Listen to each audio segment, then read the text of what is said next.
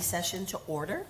So welcome everyone for being here this evening, and we'll go ahead and start with Stephen for the only one item on the agenda for this one. Go ahead, Stephen. Well, thank you, Mayor and Council. Today we're here to talk about development impact fees. The city contracted with Tischler and Bice to update the development impact fees pursuant to the Arizona revised statutes. Tischler and Bice has been our contractor for many years in updating our fees, and we're required to update these every 5 years.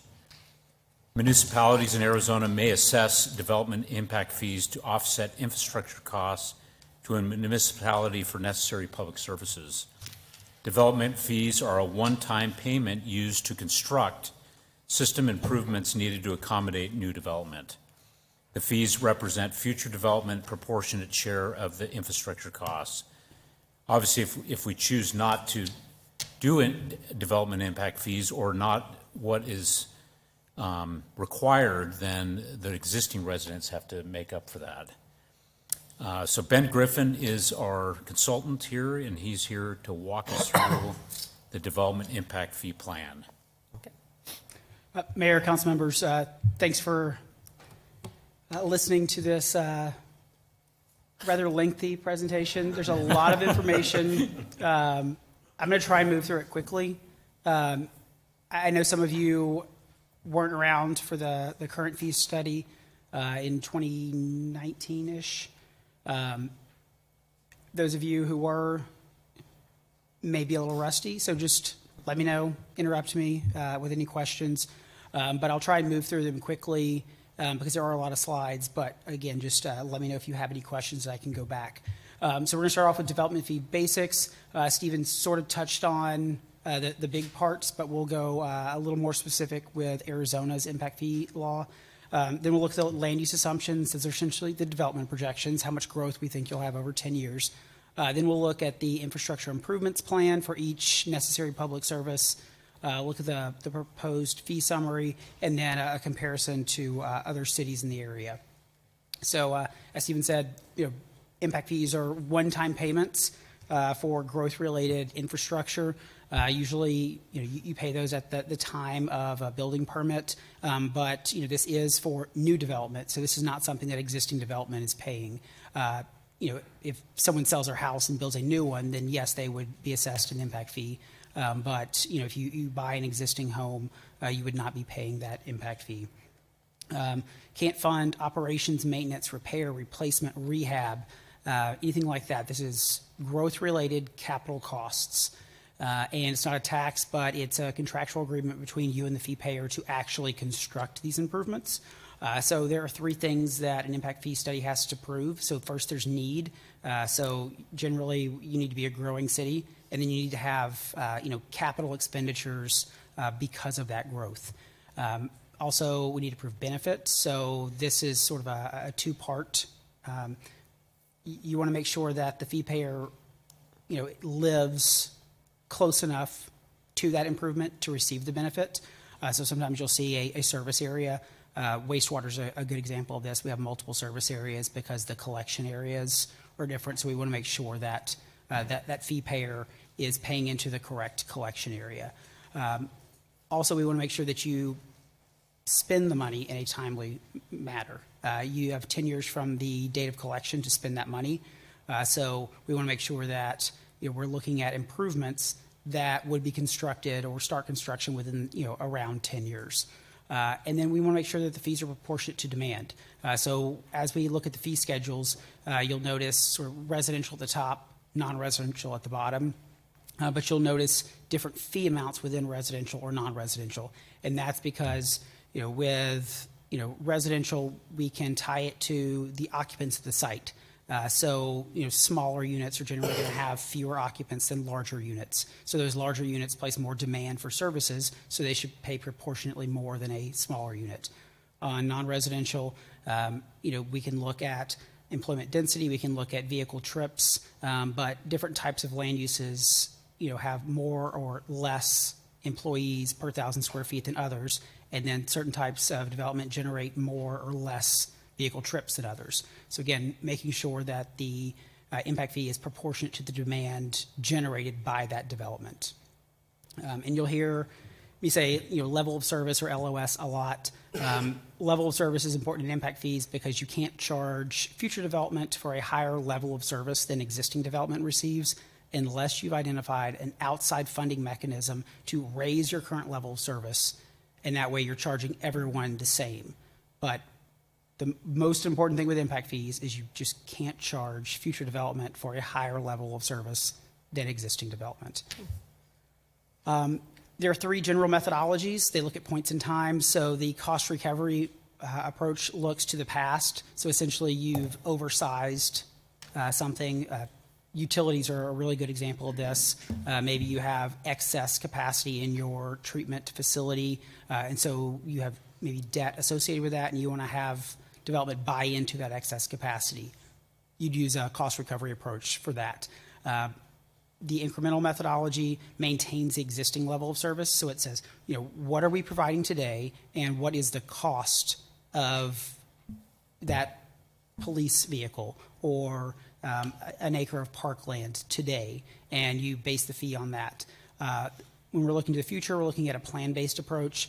Generally, you're going to have a CIP or a master plan that is very specific on a certain project, a certain capacity, and we're going to look at, does this increase the level of service? If it does, how do we identify that outside funding source? Because we want to make sure that we identify the growth share and then existing development share.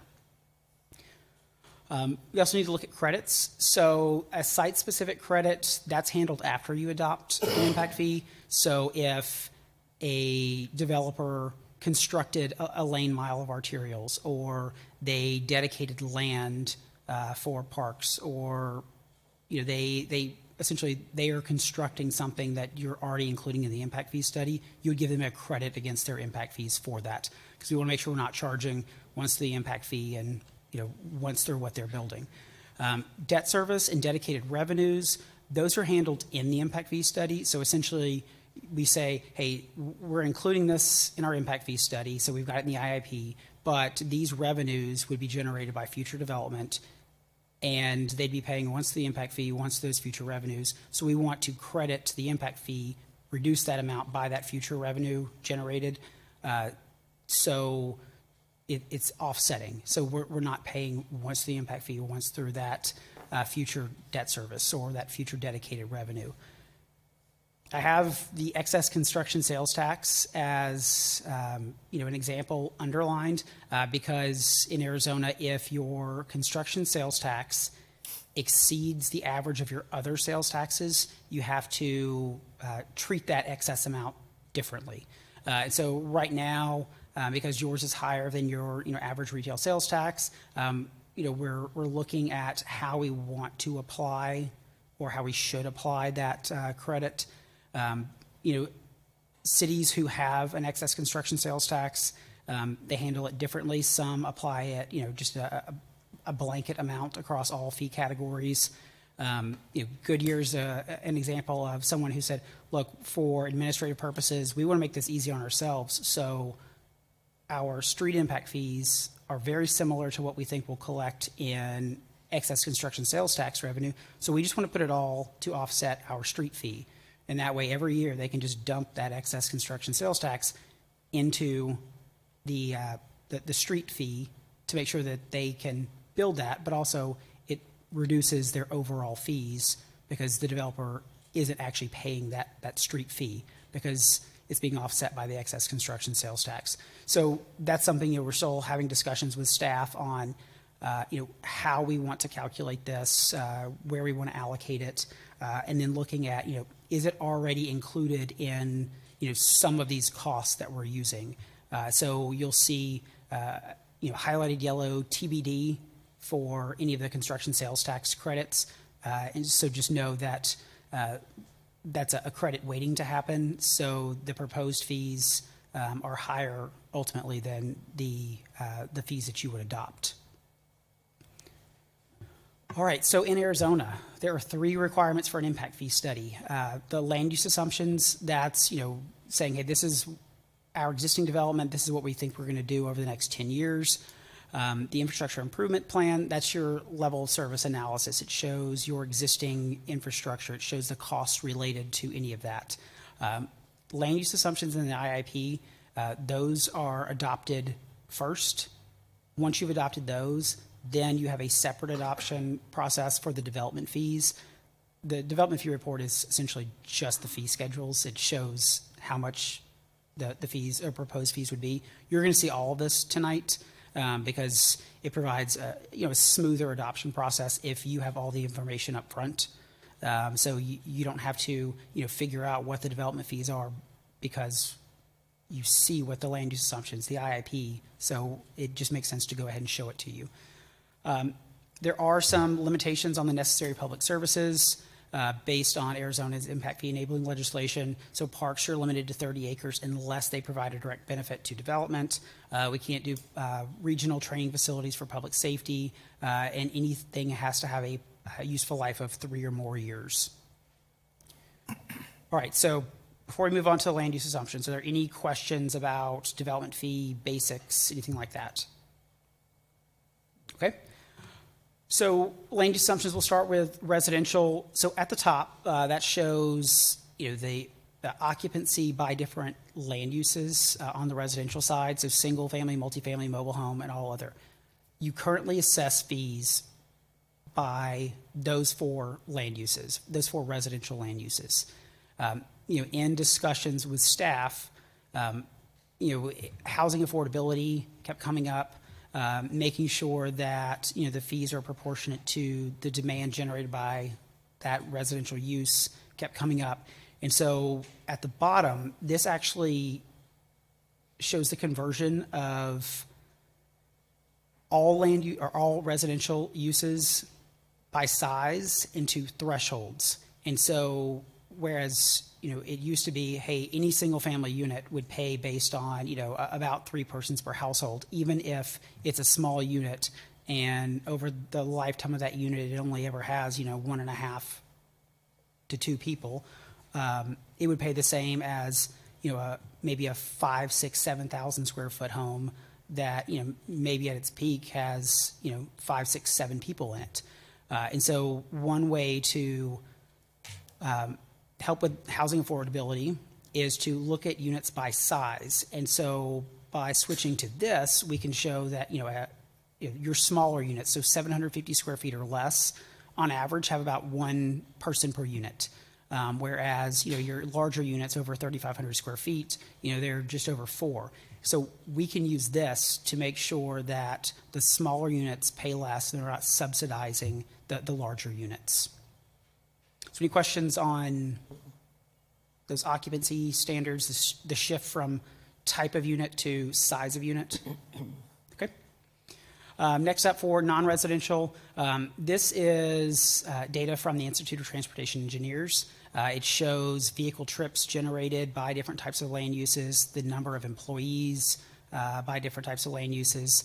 And we use this to not only vary the fees by demand type, but we also can say, hey, if we think we're going to have this much non-residential development, we can convert that into employees related to that development. And so this shows our 10-year projection.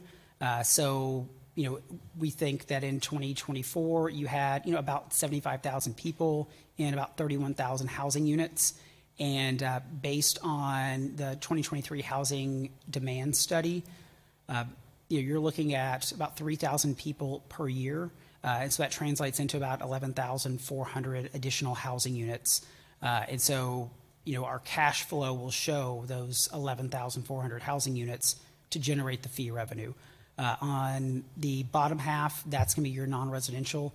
So if you had about 20,000 jobs, and about 22 million square feet in 2024, we think that you'd grow by about 12.5 million square feet over 10 years, and that would generate about 16,000 jobs. So any questions related to the land use assumptions? Okay. All right, so for each necessary public service, we'll start off with a summary like this, and then you'll see a few slides that are more detailed.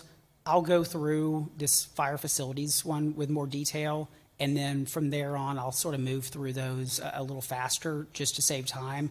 If you have questions about one of them, just let me know, and I'll provide a little bit more detail. But essentially, this first slide for the IIP gives you a summary. So for fire, we're looking at a citywide service area. We're looking at 3 components. So there's going to be a facilities component, an apparatus component, and a communication equipment component, all using the incremental methodology, so just maintaining that existing level of service. So based on 10 years projected growth, maintaining your existing level of service, you need about 26,000 square feet of fire facilities over the next 10 years, and that's just shy of $26 million in capital costs related to that. One nice thing about the incremental methodology is that we're not saying you have to do this specific project. We're just saying, on average, if it costs $1,000 per square foot to construct fire facilities, then you need to build new or expand an existing facility. And as long as you're adding that capacity and it's growth related, you're fine. We're not going to lock you into a specific project, because what if a new development comes and you weren't really anticipating it, and if you had gone the plan-based route, you might not have located a fire station near that. So this just provides you that flexibility to change with development trends. For fire apparatus, to maintain your existing level of service, you need 17 additional units, so that's about $11 million. And for communication equipment, you need 84 units, and that's about $3.7 million. So I'll give you more detail on this one, the fire facilities.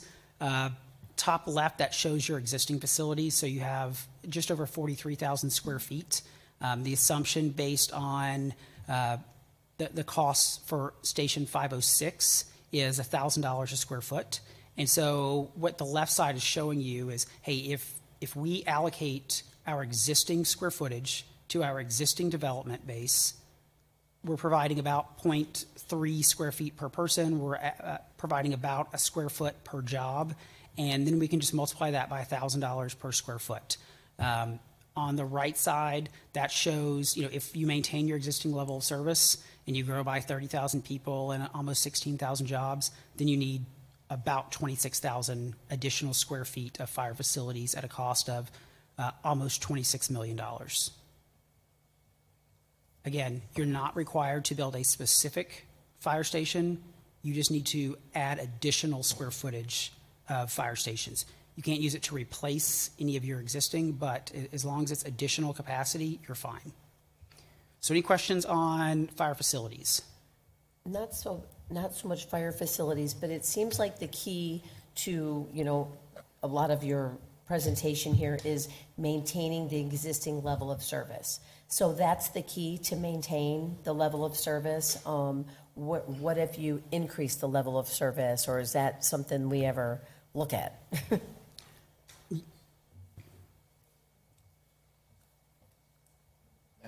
Madam Mayor, if I'm understanding your question accurately, ultimately, this is a 10-year plan, and as Ben has been indicating, it really is suggesting that in order for us to maintain the level of service, we would need roughly 25,000 square foot additional in this particular case.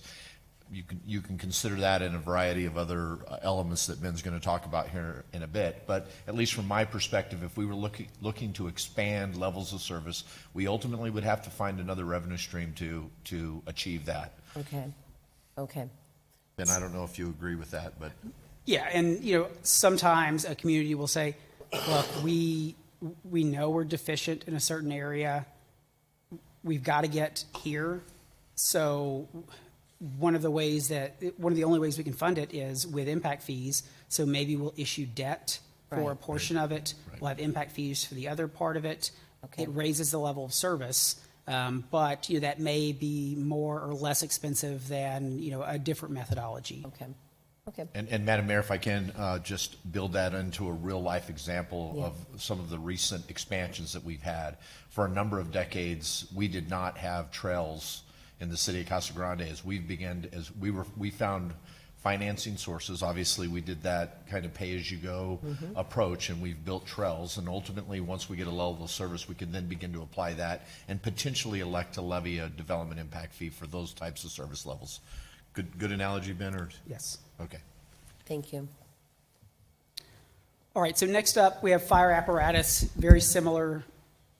This just shows all the existing, so you have 29 apparatus. The unit cost is what it would cost you to purchase a new version today.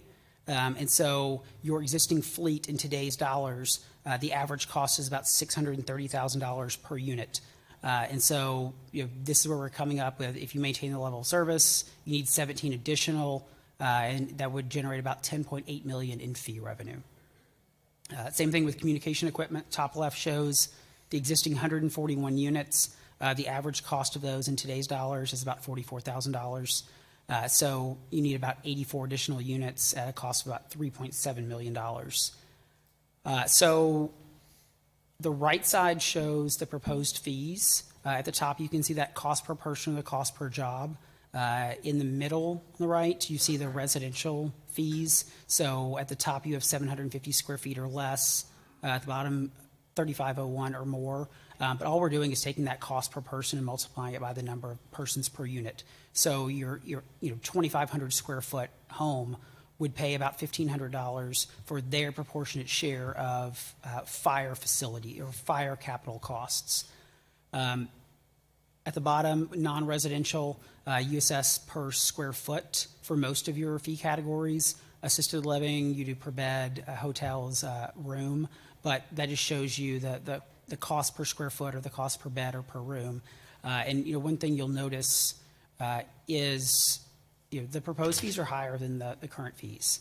And the left side shows a comparison of the costs and levels of service in your current study compared to this proposed study. And so you can see that the cost per square foot for fire facilities has increased 151% since your previous study. It's gone from $399 a square foot to $1,000. A lot of your neighbors are using $1,000 to $1,200 a square foot for fire facilities.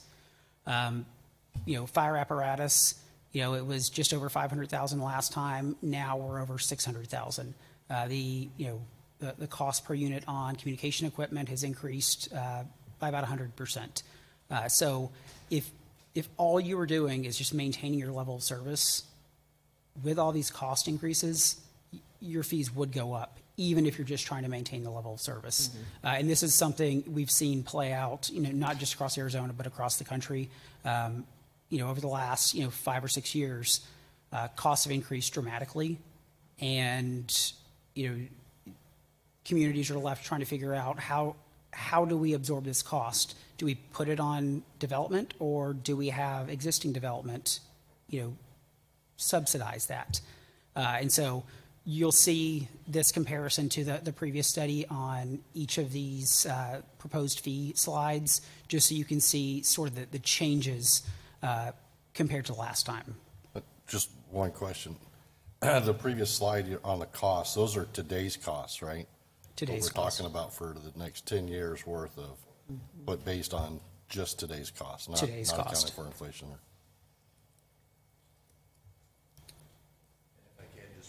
If I can, Madam Mayor, Councilmember Badillan, just to give the council a context, it is, you ultimately have to pick it. The time that you're in is you'll establish the cost in the time that you're in, but we typically within a 10-year window will have done a review and an update on this, on these studies every 5 years. So understand that it's going to be adjusted, but we have to start somewhere with, and we pick today's cost to do that. Agreed. Just want to make sure. Yeah. All right, so for general government, this one we're going to discontinue because the debt related to, I think it's the North Operations Center, has been retired or will be retired before you would adopt these. When the legislation changed in 2012, the state no longer allowed general government facilities. If you had issued debt prior to 2012, you could continue collecting on that to retire, but once you've retired it, you can't have a general government facility anymore. All right, parks and recreation. So we're looking at a citywide service area. We're looking at 4 components, all using an incremental methodology. So we have park amenities, recreation facilities, pools, and trails. Recreation facilities and pools are new. We did not have those in your current study. So, these are additional components, that we're including in this one. To maintain the existing level of service, you would need 360-something additional park amenities to maintain the existing level of service. That's just shy of $28 million worth of amenities. You're not locked into doing them at a specific park site. You could add a pickleball court at one park and maybe field lighting at another. Those are adding additional capacity. They're growth related, so they pass the test. Recreation facilities, you need about 3,700 square feet to maintain the level of service. It'd be about $1.5 million. Pools, we're using square feet of water surface area because if we just used if we said you had one pool, well, if you were building a much larger pool the next time, and we said, hey, this is based on one, the level of service analysis isn't as strong. So we look at the actual water surface area of your existing pool to come up with the demand for almost 5,000 additional square feet over the next 10 years. And then trails, you need about 11 additional miles at a cost of about $2 million. Now, the only caveat here is that if the 2025 GO bond passes, we likely need a credit because I think there's pool related, there's some improvements, maybe some trails. These are all things that we're including. So, if this passes, we'll go ahead and show a credit in advance. So probably we'll basically, once you advertise, we'll probably have it in there as a credit. And then if for some reason this doesn't pass in November, we could just pull it out. But you would at least be able to see it with and without that credit. But at least advertise it and show everything with the more conservative estimate, assuming that everything passes. All right, so this shows all your park land. But one thing that kept coming up with the discussions with park staff was, all right, well, what are you really focusing on? What is the growth related need? And through those discussions, we found out that land acquisition actually isn't the need. You have a lot of existing parkland. Some of it is undeveloped. So, to keep the fee at a more reasonable amount, we decided to exclude the land component and really focus on the actual improvements to the land. So we do not have a land component with these proposed fees, but we did want to show the land because generally we're asked, oh well, wait a second, it's a park fee. Well, do we need land? All right, so next up we have park amenities. This shows all of your amenities. So 890 amenities with everything from ball fields to signage to lighting, based on what it would cost to build something similar today, and those are using the costs identified in your recent master plan. The average cost per amenity is about $75,000. So we can apply that to 10 years of projected growth, and you would need 367 additional amenities that would generate close to $28 million in fee revenue. Recreation facilities. So the way the act is written, you are limited to 3,000 square feet on recreation facilities. So while you have about 76,000 square feet, we limit each of those to 3,000 square feet. So you have 9,000 eligible square feet. So based on your eligible level of service, you need about 3,700 square feet. So this could expand. It could build a new one. It could expand something that exists today. You could, co-locate this with, maybe the aquatic center or something like that. Again, it doesn't lock you into a specific improvement. It just says you need to add, 3,700 square feet of rec facilities. With the pool, your existing pool is just shy of 12,000 square feet of water surface area. maintain that level of service, you need, just shy of 5,000 additional square feet, and that's about $8.2 million in fee revenue. So you're likely to build a larger park or a larger pool than this. So the idea here is that, maybe you are, issuing debt to build something larger, but you can, continue generating fee revenue to go towards that. Maybe it ends up becoming, a cost recovery or, debt service retirement. But the idea here is just it goes towards expanding additional, and, maybe you increase the level of service, and in a future update, it's, switches to a cost recovery, and we, retire that debt. All right, and trails, you have 27 miles today, so at a cost of $180,000 per mile, you need about 11 additional miles over the next 10 years at a cost of just over $2 million. So again, on the right side, that shows the fee schedule. The left side shows the comparison. So for park amenities, surprisingly, the cost per acre is only up 13% compared to your current fees, but we are adding the recreation facilities component, we're adding the pool component, and then the trail cost is actually down, but your level of service is higher than it was last time.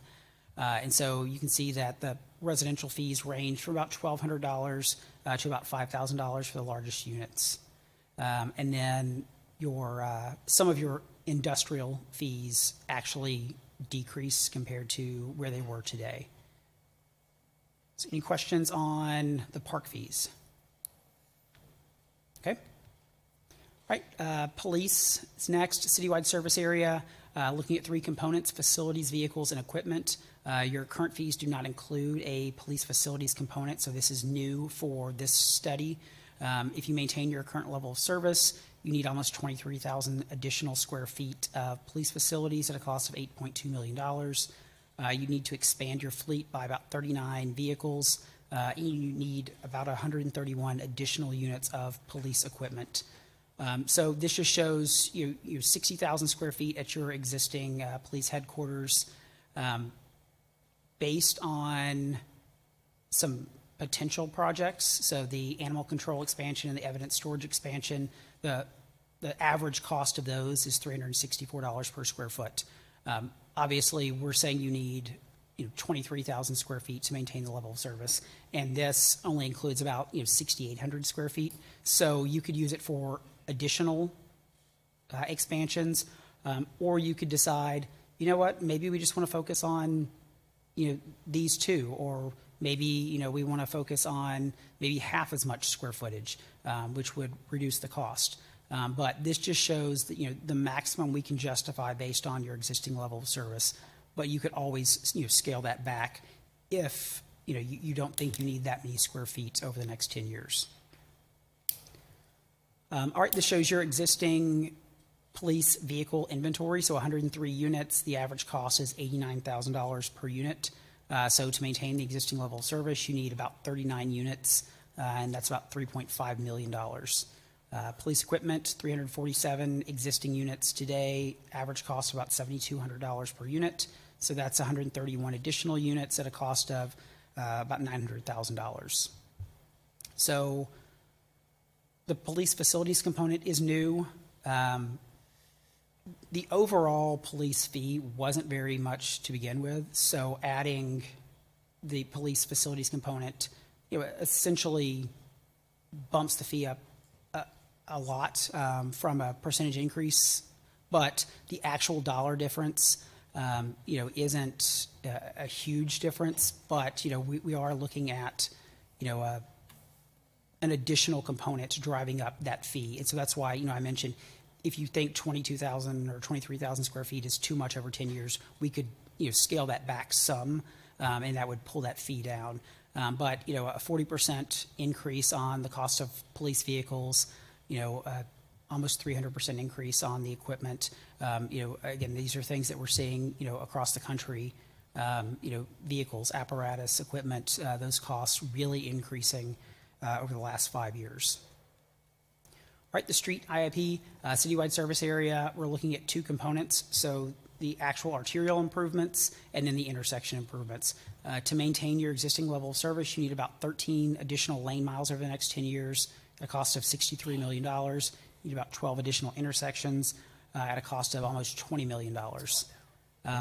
So this is a travel demand model. It shows, the development projections at the top. It shows the vehicle trips generated towards the bottom. And then the very bottom right corner, to maintain your existing level of service, since you have 88 lane miles today, you have 35 intersection improvements today, that's how we're coming up with the 13.1 additional lane miles and 12.2 additional intersections.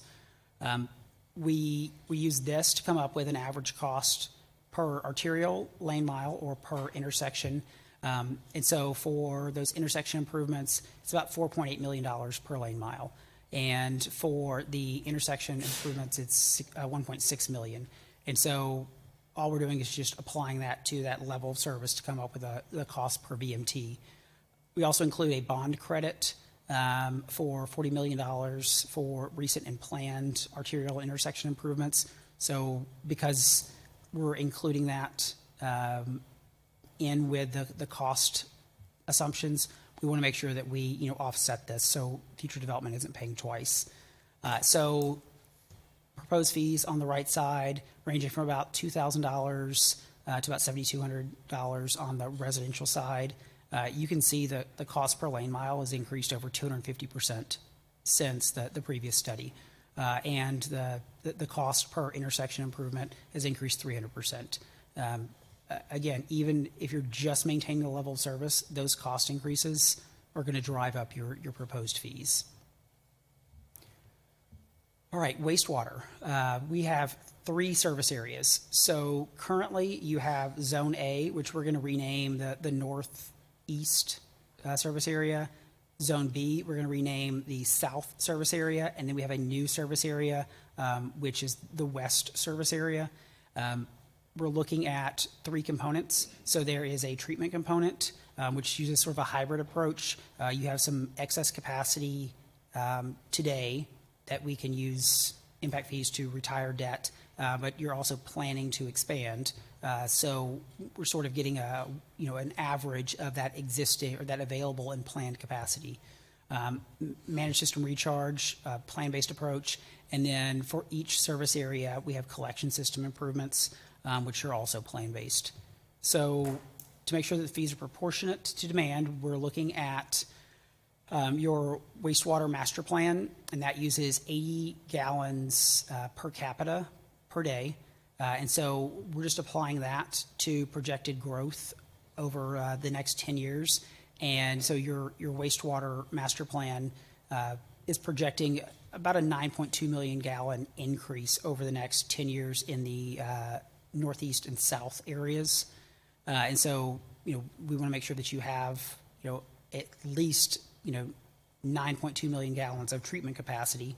And so this just shows where you are. So if you've got 12 million gallons of capacity today, you're at 7.4 MGD of flow per day. So you have about 4.5 million gallons available. You're adding 6 million. So really, future development can buy into about 10.5 million gallons of wastewater treatment capacity.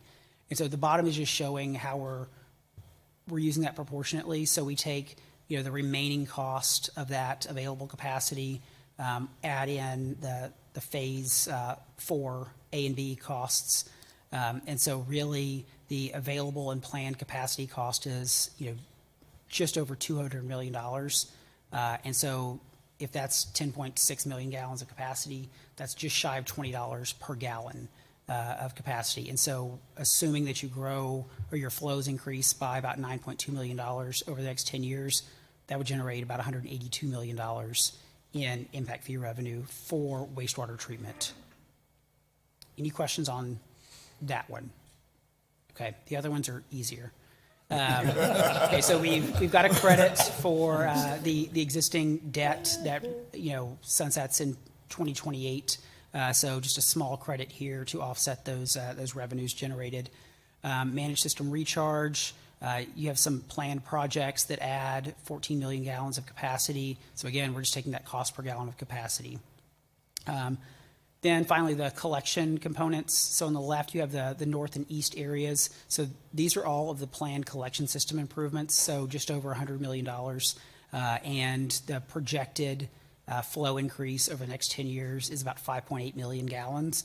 So that's how we're coming up with the 1738 per gallon. Do the same thing in the south. So $57 million worth of improvements divided by the 3.3 million gallon flow increase. Also around $17 per gallon. And then the bottom right, the west service area, we look at the planned capacity or the planned cost of those infrastructure improvements and divide it by the capacity of, I believe, the lift station, because it'll all go through that lift station. So this shows the proposed fees in the north or east service areas. So a very slight increase compared to your current fees. This shows the south, so again, a slight increase compared to the current. And then this is your new west service area. They're all relatively similar to each other in costs. And then this just shows you the proposed fee summary. The top is residential, so the top left is your non-utility fees.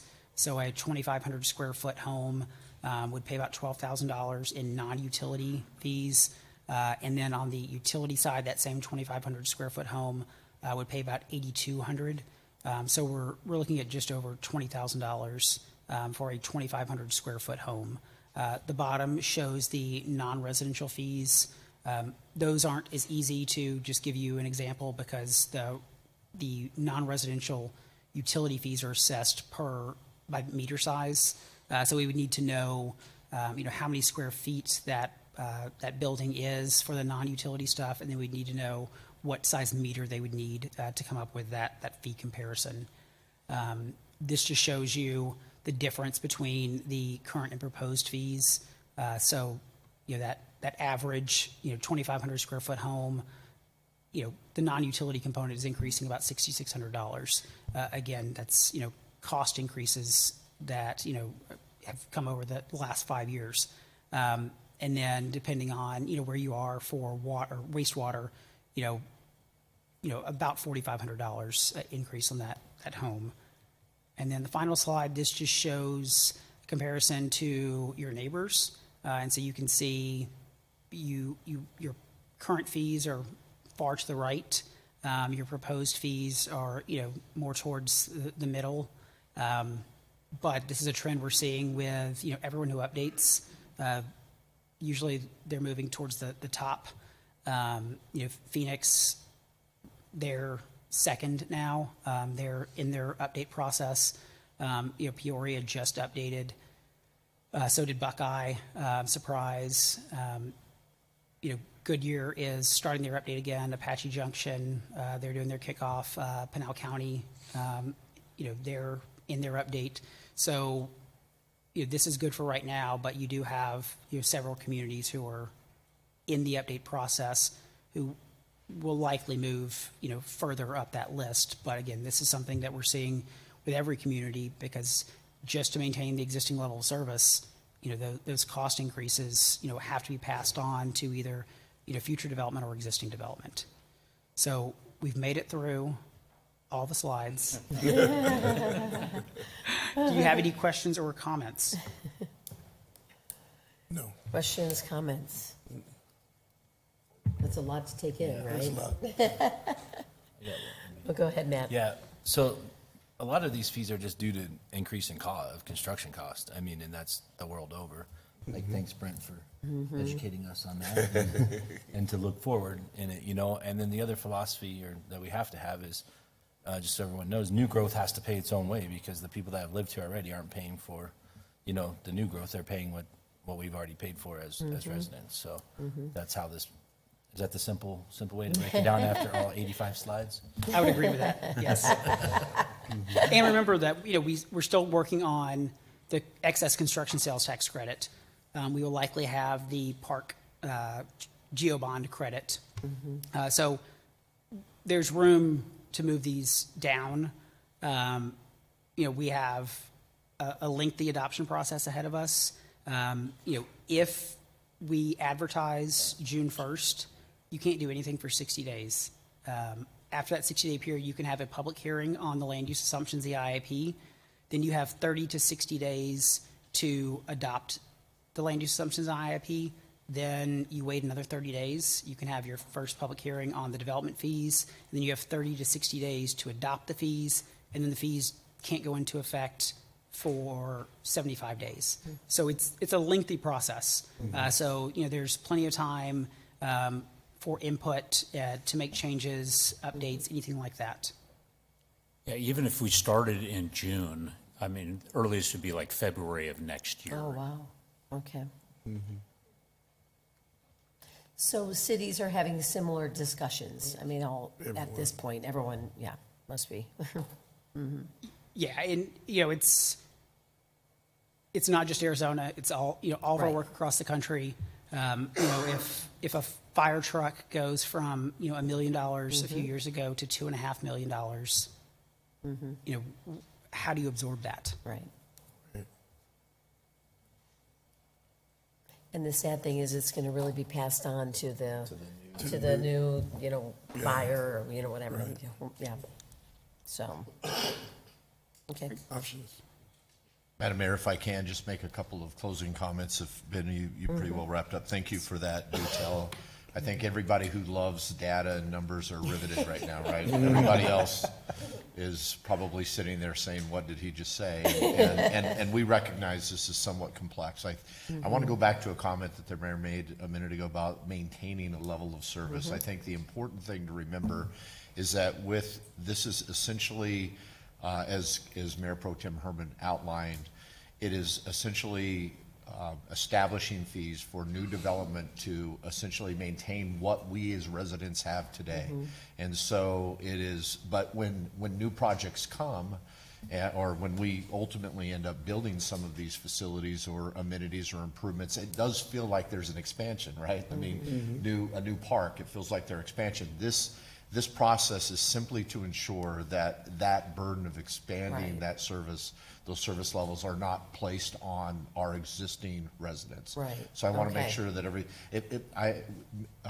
the maintenance, maintaining level of services get used a lot, but it really is Maintenance is not the big. reality of what transpires. This gives us a funding source to build amenities and projects that are paid for by the individuals that are moving here, Right. essentially. I do want to point out a couple of other things, because each year as staff, or when we go through these studies, we have to make some decisions, has been so eloquently listed. You'll see that the majority of the methodologies that we've elected to select this particular study is the incremental approach that ultimately we really don't have much capacity except in the wastewater treatment plant today. That's the only area that I can recall that is a plan-based. Is that right, Ben? Is the wastewater? And that is attributed to the amount of work that we've been doing in expanding the capacities these last couple of years. So this would ultimately allow us to sell that capacity to new development in essence. That's not a technical word. I wouldn't want to say that, I guess, in a trial, right, Ben? But we wanted, as a staff, we wanted council to understand, we wanted you to see the full picture tonight. And as Ben has pointed out on a couple of occasions, there are some policy decisions related to, for example, police facilities and parkland and the like, that ultimately we will be obviously putting a final recommendation to the mayor and council together as we advance this and we establish the final study. But we'll give council a justification as to those areas that we are recommending and why.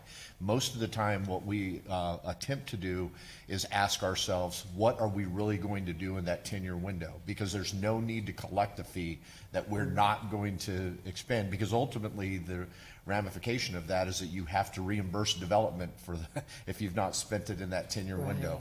Right. And so, but Ben is absolutely right, and I think he's made the point very, very clear to the council tonight.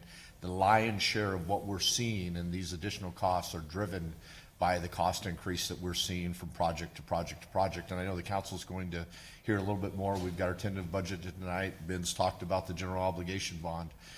You have to remember that while those projects are going to be valued at a higher amount, it's because those projects are expected to outlive the 10-year window. This is just a 10-year snapshot. So when we build a new aquatic center, or we build baseball, softball fields, we ultimately anticipate that those are going to last 20, 30 years and the like. And so we may, the nice thing about building new facilities of this nature is that when we do our update, it establishes that new level of service. So I'll stop there and ask the council if you have any questions of staff at this point. Any other questions at this point? No. Okay. We will, Ben and Stephen did talk a little bit about the timeline. Obviously, it's a lengthy process. All of that is governed by Arizona State statutes.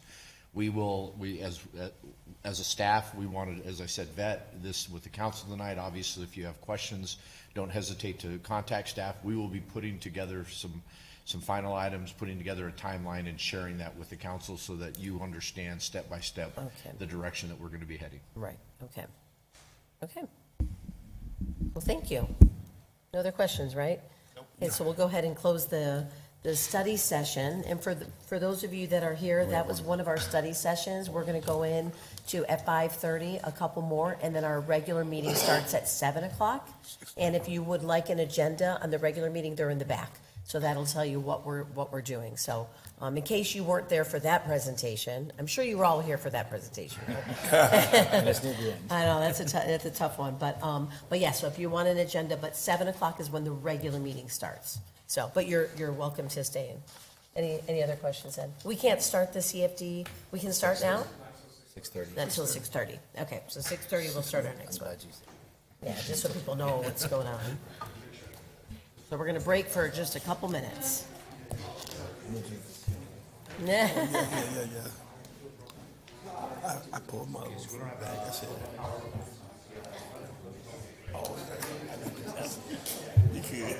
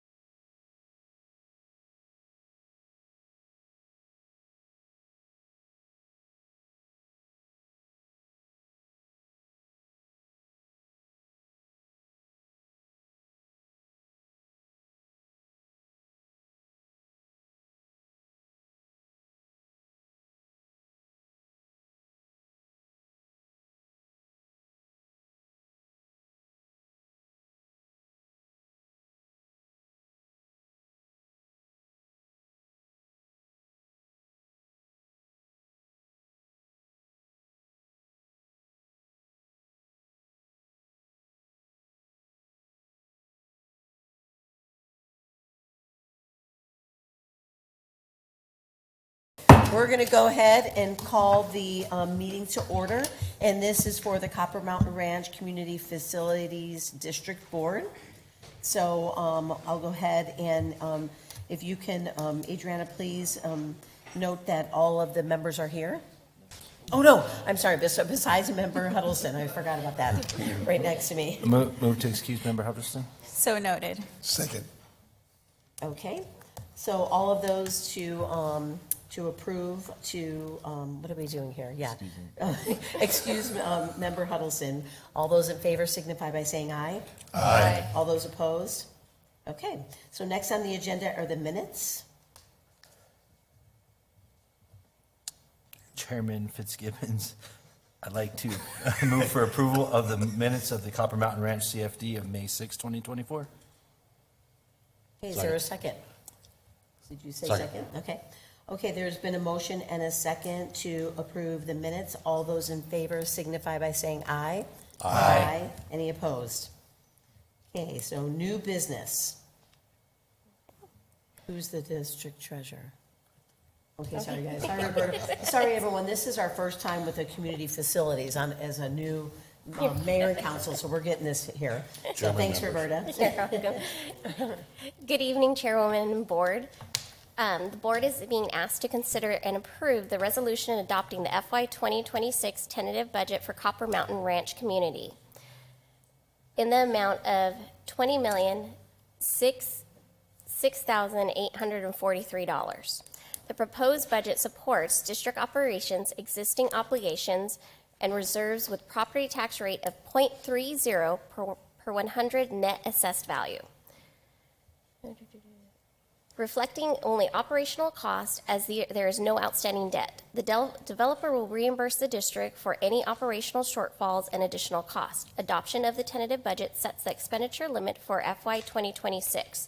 A public hearing is scheduled for June 2nd, 2025, followed by a final budget adoption on the same date, and the tax levy adoption on June 16th, 2025. The final budget may be reduced but not increased beyond the tentative amount. Adoption ensures compliance and legal spending requirements. Thank you, Roberta. Are there any questions? No. No questions. Okay, Adriana, if we can get a resolution number, please.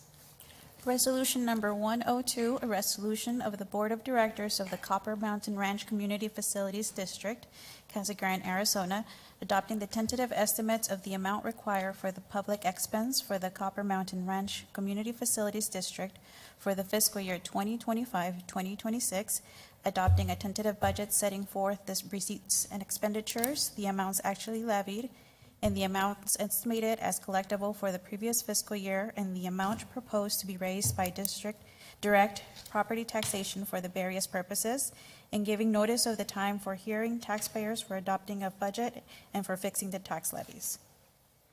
Chairwoman Fitzgibbons, I move that we approve resolution number 102 as presented. Second. Okay, there's been a motion and a second. Is there any further discussion?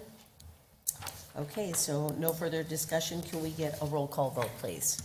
Board Member Romo? Yes. Board Member Dugan? Yes. Board Member B. Dillon? Yes. Board Member Edwards? Yes. District Co-Chair Herman? Yes. District Chair Fitzgibbons? Yes. Motion passes. Okay, so that's it. Do we take a motion to adjourn or no? Just adjourn? Okay, we'll go ahead and adjourn this meeting for Copper Mountain Ranch and go into our next one. So I know I'm going to be hitting this little gavel a few times here. Okay, we're going to go ahead and open the meeting for the Community Royale Communities Facilities District.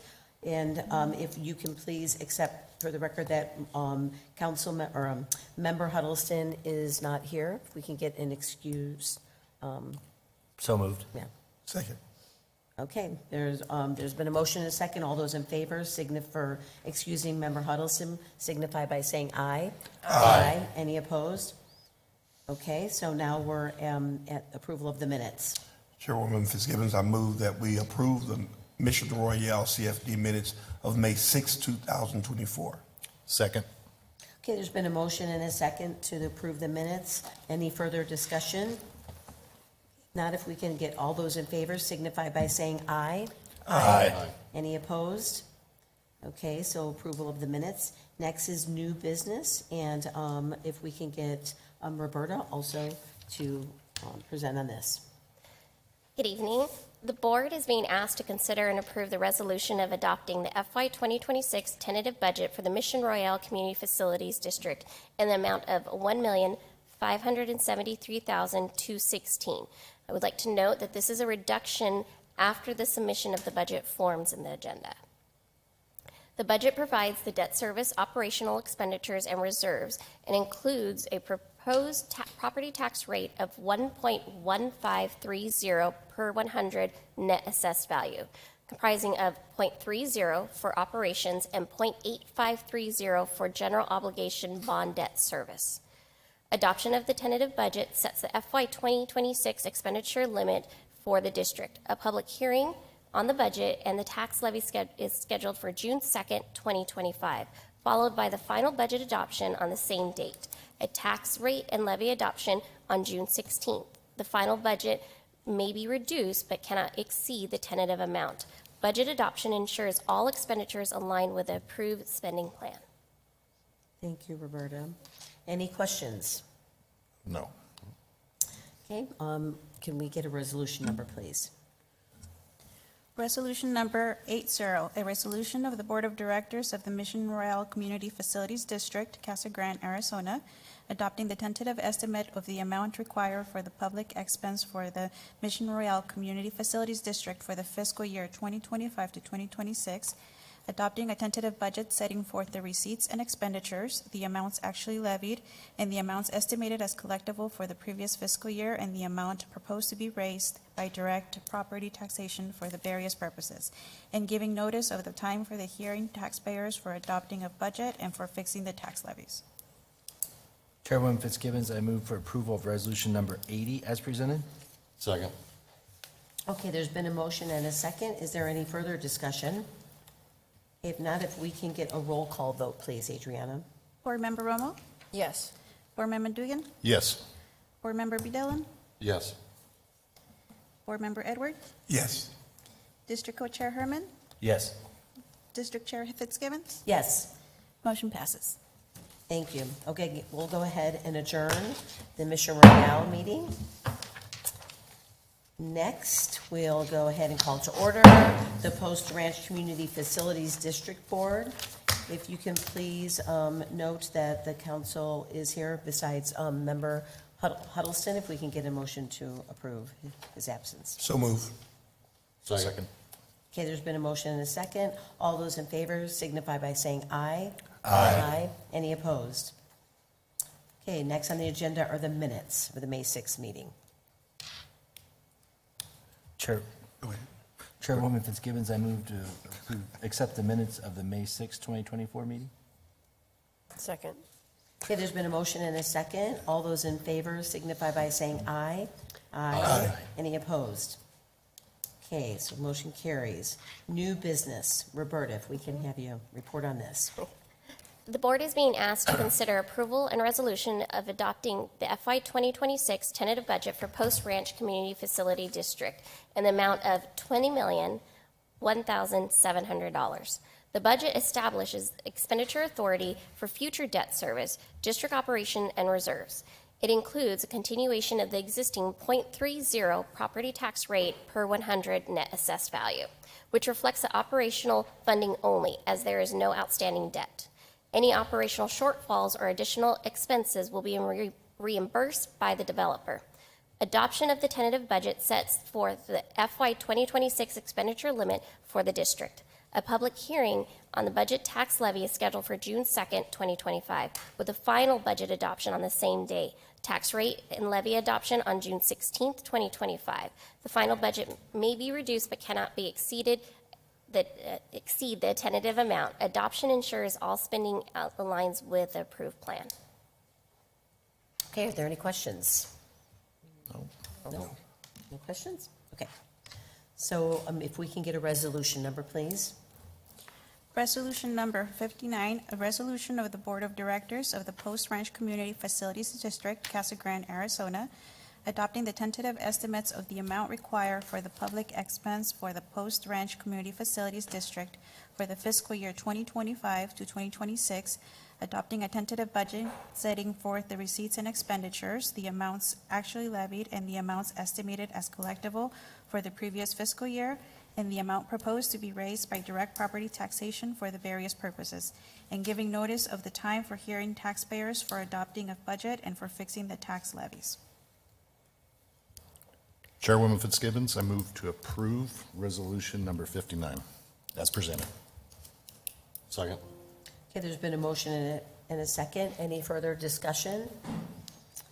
Okay, Adriana, if we can get a roll call vote, please. Board Member Romo? Yes. Board Member Dugan? Yes.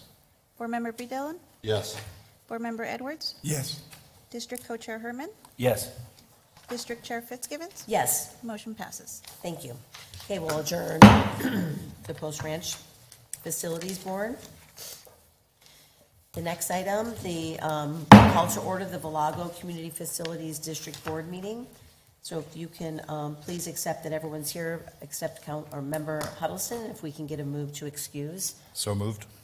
Second. Okay, there's been a motion and a second. All those in favor signify by saying aye. Aye. Any opposed? Okay, motion carries. So approval of the minutes. Chairwoman Fitzgibbons, I move that we approve the approval of the village CFD, Valago CFD Village. Oh, I thought a macho man for a minute there. That's an inside joke, but anyway.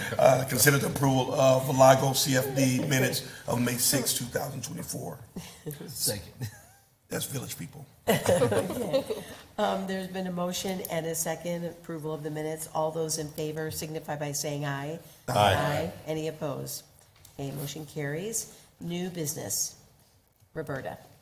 The board is being asked to consider the approval of the resolution adopting the FY 2026 tentative budget for Valago Community Facility District in the amount of $363,384. I would like to note that this is an increase from after the submission of the budget forms. The budget supports existing debt service, operational costs, and reserve funding. It includes a proposed property tax rate of 0.8204 per 100 net assessed value. This composed of 0.30 for operations and 0.5204 for general obligation bond debt service. Adoption of the tentative budget sets the expenditure limit for FY 2026. A public hearing on the budget and tax levy is scheduled for June 2nd, 2025, with the final adoption of the budget on the same day and the tax rate and levy adoption on June 16th, 2025. The final budget may be decreased, but not increased beyond the tentative amount. Adoption ensures expenditure complies with all approved spending plan. Thank you, Roberta. Any questions? No. Okay. We can get a motion, please, to, Resolution. Reading. oh, sorry, resolution, please. Resolution number 75, a resolution of the Board of Directors of the Valago Community Facilities District, Casa Grande, Arizona, adopting the tentative estimates of the amount required for the public expense for the Valago Community Facilities District for the fiscal year 2025 to 2026, adopting a tentative budget setting forth the receipts and expenditures, the amounts actually levied, and the amounts estimated as collectible for the previous fiscal year, and the amount proposed to be raised by direct property taxation for the various purposes, and giving notice of the time for the hearing taxpayers for adopting of the budget and for fixing the tax levies. Chairwoman Fitzgibbons, I move that we approve resolution number 75 as presented. Second. Okay, there's been a motion and a second. Any further discussion? Okay, if we can get a roll call vote, please. Board Adriana. Member Romo? Yes. Board Member Dugan? Yes. Board Member Dillon? Yes. Board Member Edwards? Yes. District Co-Chair Herman? Yes. District Chair Fitzgibbons? Yes. Motion passes. Thank you. Okay, we'll go ahead and adjourn the Valago Facilities District, and we will just break for 10 minutes. 7 o'clock is the regular meeting. Thank you.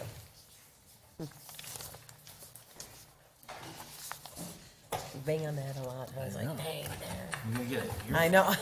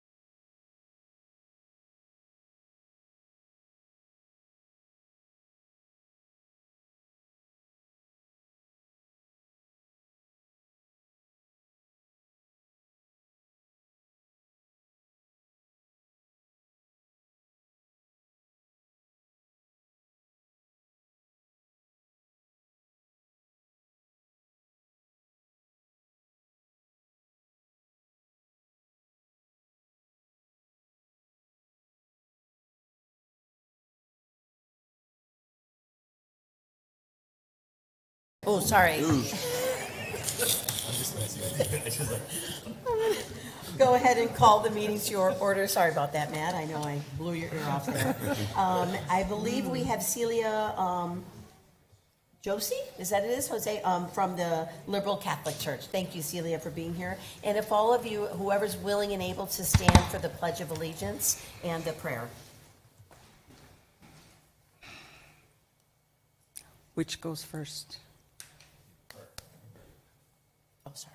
Madam Mayor, council members, staff, and all here present. May we all give thanks for this opportunity to be here today and listen and speak with an open mind and a clear heart. May the holy ones whose pupils we aspire to become show us the light we seek, give us the strong aid of their compassion and their wisdom. There's a peace that passeth all understanding. It abides in the hearts that live in the eternal. There's a power that maketh all things new. It lives and moves in those who know the self as one. May that peace brood over us, that power uplift us, till we stand where the one initiator is invoked, till we see his star shine forth. Amen. Amen. Please join me in the Pledge of Allegiance. I pledge allegiance To the flag of the United States of America and to the republic for which it stands, one nation, under God, indivisible, with liberty and justice for all. Thank you, Matt, and thank you, Celia. Okay, first item is roll call. Adriana, if you can accept for the record, all members are here except Councilmember Huddleston, and if we can get a motion to excuse Huddleston, Mr. Huddleston. So moved. Second. There's been a motion and a second. All of those in favor signify by saying aye. Aye. Any opposed? Okay, next item are the minutes. Mayor Fitzgibbons, I move to approve the minutes for the City Council regular meeting of April 21st, 2025 as presented, and approve the minutes of the City Council study session of April 16th, 2025, and accept for the record the minutes for the Historic Preservation Commission meeting of March 24th, 2025 as presented. Second. Okay, there's been a motion and a second. Is there any further discussion? If not, if we can, actually, all those in favor signify by saying aye. Aye. Any opposed? Okay, motion carries. The claims. Mayor Fitzgibbons, I move that we approve a list of claims for April 16th through the 29th, 2025. Second. Okay, there's been a motion and a second. Any further discussion? If we can, if all those in favor signify by saying aye. Aye. Any opposed? Okay, approval of the claims. Next is the meeting agenda approval. Are there any changes to the meeting agenda? Mayor Fitzgibbons, I would move that we would move item K2 to be considered before item K1 in the sequence of the agenda. Second. Okay, there's been a motion and a second to move item K2 before K1. Anyone that wants to stay for the budget afterwards, you're more than welcome. But any further discussion on that? No. Okay. All of those in favor of amending the agenda signify by saying aye. Aye. Any opposed? Okay. Motion carries. No special presentations. So the next item on the agenda is the consent agenda. All items listed with an asterisk are considered routine matters and will be enacted by one motion and one roll call vote of the council. There will be no separate discussion of these items unless a council member or member of the public so requests, in which event the item will be removed from the consent agenda and considered in its normal sequence of the agenda. Are there any changes, or would anyone like to pull anything on the consent agenda? No. Anyone on the council? No. Any staff or anyone from the public? Okay, with that, we'll go ahead and move to approve the consent agenda. Mayor Fitzgibbons, I move that we approve the consent agenda. A second. Okay, there's been a motion and a second. Any further discussion? Not, if we can get a roll call vote, please. Councilmember Romo? Yes. Councilmember Dugan? Yes. Councilmember Beadellen? Yes. Councilmember Edwards? Yes. Mayor Pro Tem Herman? Yes. Mayor Fitzgibbon? Yes, Motion carried. thank you. Okay, next on the agenda are the public comments. I know I have several speaker cards here, and I believe most of these are for K2, the item, although there might be a couple. If there's anyone that is speaking beside, not on the K2 item, if you would like to come up and speak right now. It might be Barbara Sundust. Thank you, Barbara. And Barbara, if you can please give your address, your name and address when you come up, please.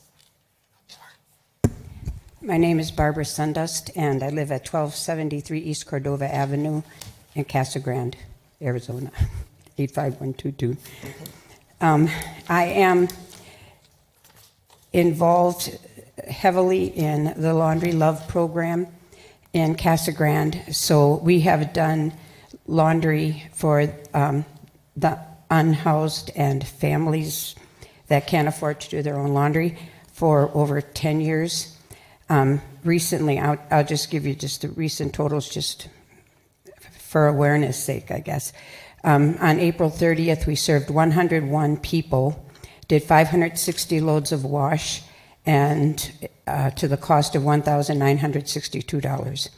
The April total for April was 168 served, 979 loads of wash, $3,307. And I guess the reason I'm saying that is because the people we serve are not only homeless. It started off as being a program for homeless people, but now we serve also families that can't afford to do laundry for their children.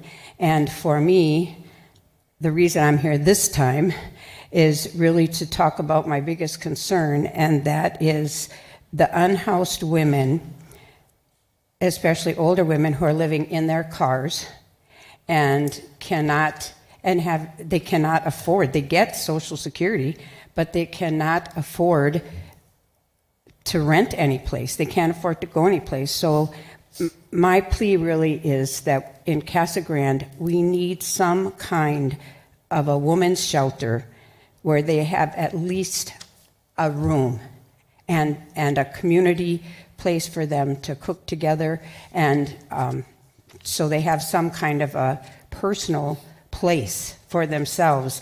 One lady, and I mean, I've been doing this for like 10 years, like I said, and so I know these people really well. One lady, this just happened recently, she wrote this about a month ago. I'm 69 years old with heart failure. I use oxygen at night. Last week, my house burned down, and I have nowhere to go. My Social Security, $980, is not enough to rent an apartment. I have no idea where to turn for help for me with housing. The shame that in this great America, this is possible. And another person that I'm very well acquainted with lives in her car, and the car doesn't move, so she's living someplace. Now, in order for her to come to Laundry Love, she has to walk. Does that mean I can't talk? Go ahead and finish your. Oh, okay. Well, so I talked to her, and she said like she would be willing to pay like $400, half of her Social Security, if she had a place. Then she could get her car fixed. Then she could get a job. So how can you get a job if you live in your car? So anyway, my plea really is for some kind of a woman's shelter. Okay. Thank you. Thank you. Is there anyone else that's here to speak not on item K2? If you would like to come up, and please give your name and address. Hello, Council, Madam Mayor. My name is Peter Encinas, 1070 West Falls Canyon Drive. I attend a church called Fire on the Altar on Rodeo and Treckle. It's in the one plaza that's on those four corners.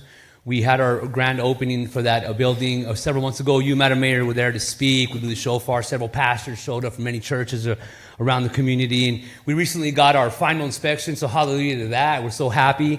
The pastor asked me to create an event for the church. So I said, okay. So we created an event, a revival night that's going to be happening May 18th at 6 p.m. May 18th at 6 p.m. called Night of Overflow and Holy Fire. The coolest thing is I've never planned a revival in my life, so I don't know exactly what I'm doing, but we're rolling with it. And I was praying about it, and the Lord said to me in prayer, he said, the city. He always brings it back to the city, the importance of the city. So as I sought it out with the pastors and the leaders there, the pastor and the leader, we said it's not about our church, just our church to get revival. We want this revival to fire and come into this amazing city that we have with all these great leaders and the people here. So we're having this event, and I'm opening up here on this broadcast to open the event to like the city. Obviously, everybody's invited to the church that night to come in this revival event. But we want to open to other churches. Like, for example, Pastor Edwards, if you wanted to come that night and bring your choir or your worship team, I don't know how you guys do it over there, and give a 5-minute word on stage and then say, like, this is our choir, this is how we do it at our church. We would love to be blessed with that kind of environment of other churches coming together in Casa Grande, because I've learned there's so much Jesus in this city. It's amazing. I've been here for several years, and it's so cool to just see that we can always come back to Jesus as a family in this community, and I love it. And so if anybody's watching this or anybody's interested in registering your church, it's Fire on the Altar Church. Our service is 10 a.m. on Sundays. I'm usually there by 9. I stay afterwards. If you want to visit our church, you have the time there, 10 a.m. This obviously is Mother's Day this Sunday. I'll be giving the message. Hallelujah. It's my first official preaching ever in the church house, so I'm excited for that. And so I just want to invite everybody watching and any churches that are interested, come find us, and we hope to let this revival just go through the city of Casa Grande for the glory of God to be on the city. And I thank all you civil servants and everybody here in the city. Thank you. Amen. Thank you. Okay, anyone else that's not here, not speaking on K2? Okay, so we will go ahead. The next on the agenda is item K2. So Larry, do you want to kick that off? Yes, Madam Mayor, members of the council, and distinguished guests with us this evening.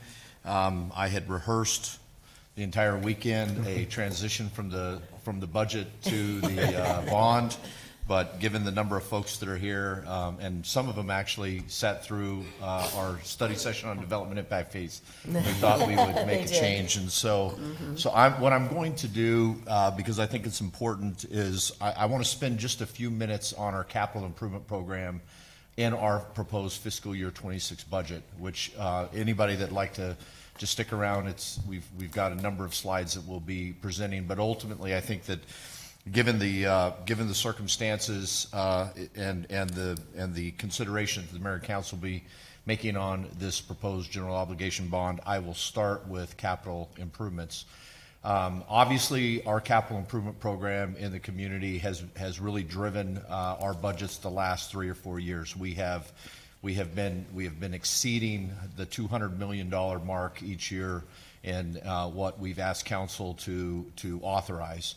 And just to give everybody a context, in fiscal year 26, there is no difference. We have $242,314,346 that we are proposing in capital improvement program.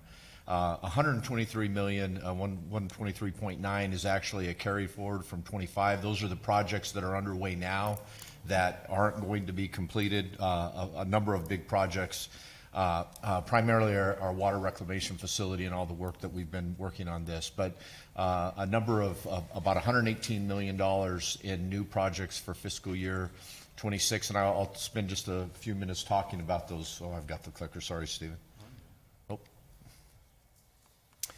Just very quickly, you see that the lion's share of the capital improvement program is allocated to our Public Works Department. Obviously, they oversee the roads, the wastewater, the water, and the like. And so there's a lion's share. But I think the message, and I'll get into a little depth here in a second, that talks a little bit about the broad-based approach.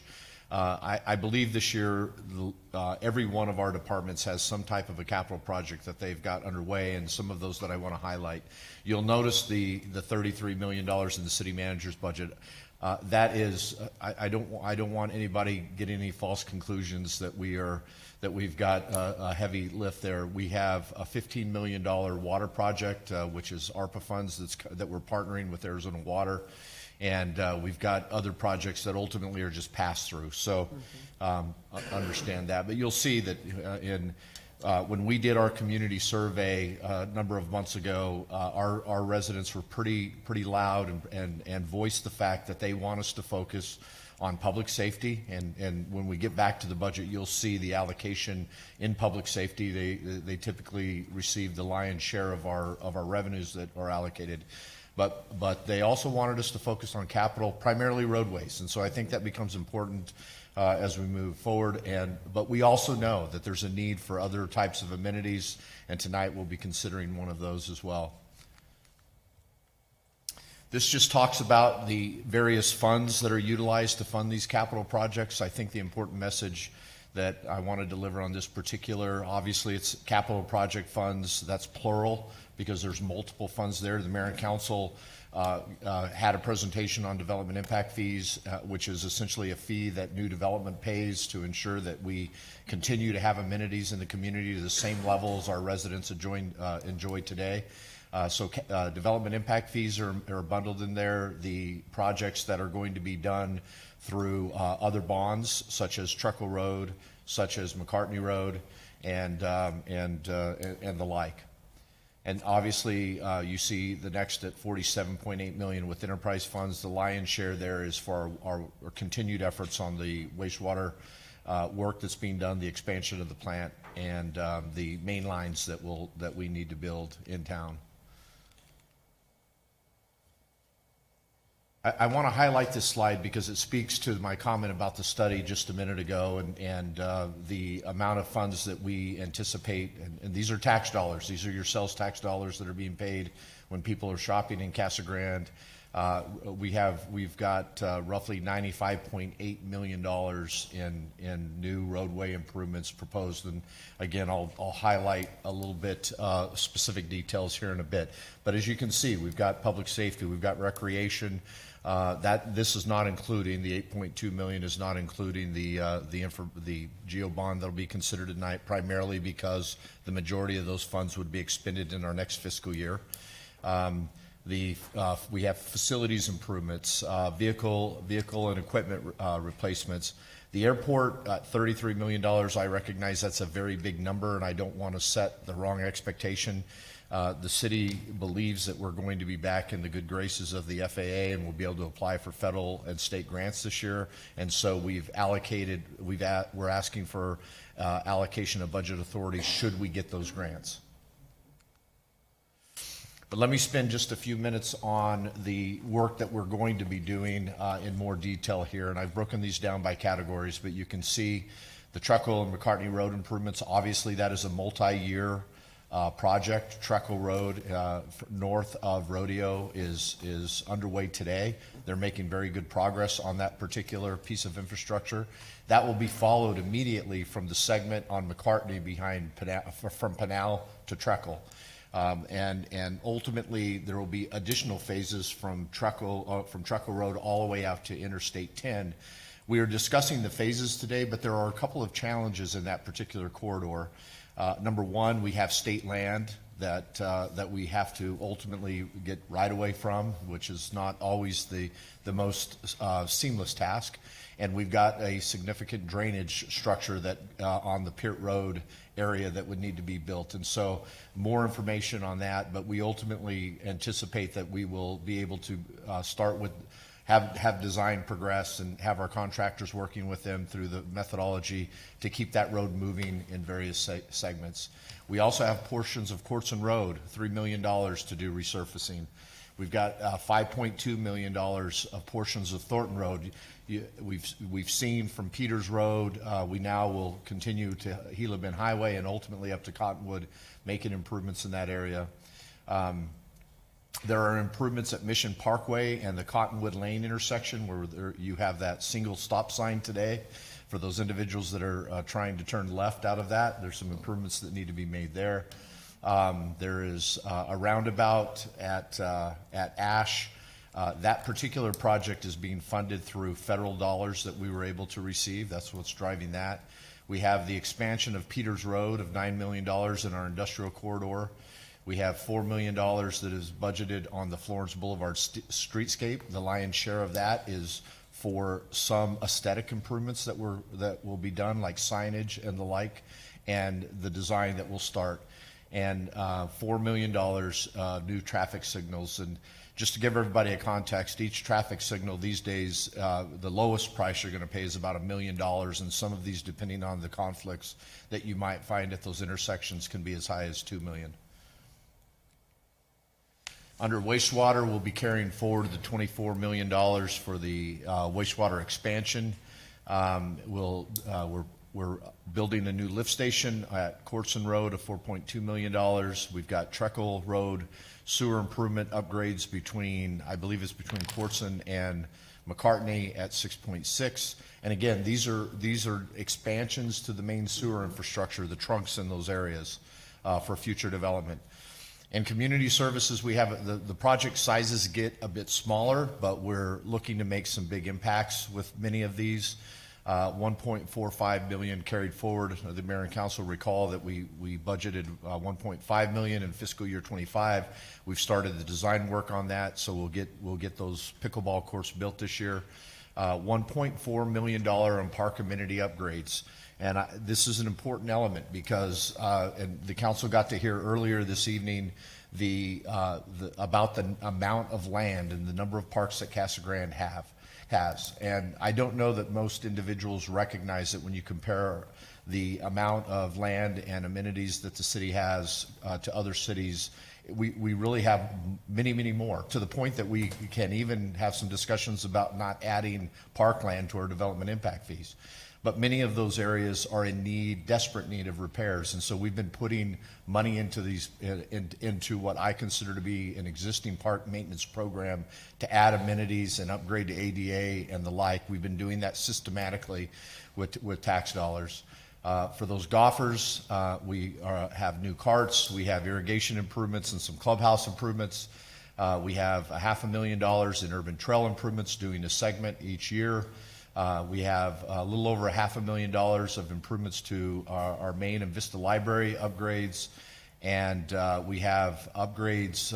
Who would have guessed that when we built the rec center that there would be such the demand that we see by our community? And we're actually going to be making some modifications and adding additional equipment in our community recreation center. And we propose to make some improvements to our Dorothy Powell Center as well. In public safety, we are really going to have a heavy focus on Fire Station 501, and this is just the carryover. We've got $4.1 million in new fire apparatus. We've got crime prevention technologies in the police department of about $250,000. We have new patrol cars, adding new cars to the fleet to have an office for our 10 new police officers that we've hired under a COPS grant. We're making some much needed improvements to the animal care center this year, and we ultimately we anticipate receiving our command center this year, which is the carry forward on that side. And then in community enhancements, we will continue with the $1 million with the City Hall campus plan, but quite frankly, the lion's share of that is to ultimately resolve the space issue with the auditorium, what we're going to do with that. We've got $990,000 for a downtown lighting project. That's one of the concerns that were expressed in the study, is we need better lighting in the downtown, so we're doing that. And we've also added $300,000 to start a downtown master plan. So all of those projects are highlighted, and I think it's important when you look at the $231 million, it's important to send the message of really how broad this is. Let me just talk very quickly on this, Mayor and Council, because I think it's important and it kind of sets up the general obligation question specifically. But most in our community know that our council has been very conservative fiscally in the 23 years that I've been here. And a number of years ago, the council passed a resolution that would set aside 50% of the operational general fund expenses into a reserve for economic downturns and the like. There's some other provisions that allow you to ultimately use that for budget expenditures. And to give everyone a context, that would average about $38 million if we had that 50% threshold established. It's become very clear to the staff, and I know to Mayor and Council through our budget retreat discussions, that perhaps with the demand that we have on capital infrastructure and improvements, that we should buy that down a bit this year, and maybe in future years as well. But we ultimately are giving ourselves the provision in this year's budget resolution and the tentative budget to actually take that down to the 30% range. Which means that we would utilize $15 million. And as you can see, it's a combination of roadway improvement projects as well as beautification projects, I will call that, and a focus on public safety again. And so some of obviously there was some discussions with the mayor and council members in the budget retreat and the like to establish this, but ultimately what we're proposing to do is some work in areas of our community that the connection has not been made on these roadway pieces of infrastructure because development has not occurred. We're essentially accelerating some roadway improvement projects. And so we've taken a number of areas, O'Neill from Pueblo to Peart. We've taken Colorado from Cottonwood Lane to O'Neill. You can see both of those ranging from $2.2 million to $3.5 million. Traffic signal at Hacienda and Florence Boulevard at $1.5 million. That is an ADOT project. That is a state route, but ultimately we are going to bring money to the table because we feel like it doesn't get done in the very near term, but essentially encouraging that a traffic signal gets built there. I know all of you and staff hears regularly from the individuals that live in Mission Royale about that. Enhance the roadway signage. One of the topics that has been brought up by the council as we were going through our strategic planning sessions is that we needed to accelerate our roadway signs. We have $500,000 budgeted in this year's budget. This is an acceleration of an additional $500,000, so $1 million on roadway signs. We have improvements at Mission Parkway and Cottonwood. I talked a little bit about that. We need to have we'll have some discussions with the council on the scope, but we believe that $1 million may be necessary. Courtson Road improvements from Colorado to Peart. That is just the segment from Colorado to Peart, widening that area there. We believe that we can make some improvements for about $2.5 million. We've estimated the cost of Courtson Road through the entire community. It's about $30 million, just to give everybody the context of that. But we believe that segment is something with all the other work. We've been working with ED2 to relocate those power lines. It may activate that area for development and solve some of the intersection issues that we have. This entire plan was really, the impetus was last year. We had $7 million left. The council allocated that to roadway improvements. The lion's share of those have been done. There's a few more that have to be done in this fiscal year, but ultimately the concepts are very similar here. We also are recommending that we add $1 million to the beautification of Paul Mason Sportsplex in the area there. Obviously, that's a fantastic amenity for the community, but there is some work that needs to be done, and particularly if we're going to be building additional facilities out there, just making that a grander entrance into the community off Pinal as well as into the complex will be important. And then finally, I talked about the $5 million that is a carryover. We're adding 3 out of this particular plan, and we'll leverage the rest with development impact fees because we'll be expanding the square footage of that facility when we do build it. And so that ultimately is the proposal, that the $15 million proposal that we'd look to buy down the reserve fund with. So for to get everybody into an understanding of what we're proposing in our fiscal year 26 budget for the particular project that was introduced on April the 21st. And I know that there were a few members in the audience that attended that particular presentation, but at April 21st, Danny Gallegos, our Community Service Director, outlined a project that we believe is much needed. Staff has identified these projects in our capital improvement program, and what a general obligation bond does is allow us to accelerate it. Otherwise, we're paying as you go, and you're building a component here and a component there. You saw the numbers that were introduced. Those were new cost estimates. I'm not saying that's going to be our final estimate, our final cost, but ultimately it gave us something to work from. But ultimately, what was proposed was that we would construct 4 new baseball, softball fields, and 3 multi-use fields at the Ed Hooper Park, Paul Mason, adjacent to the Paul Mason Sportsplex. Those particular amenities, along with, and I think it's important to note this, the parking areas, the restrooms, the infrastructure, the lights, and the like, is estimated at $40 million.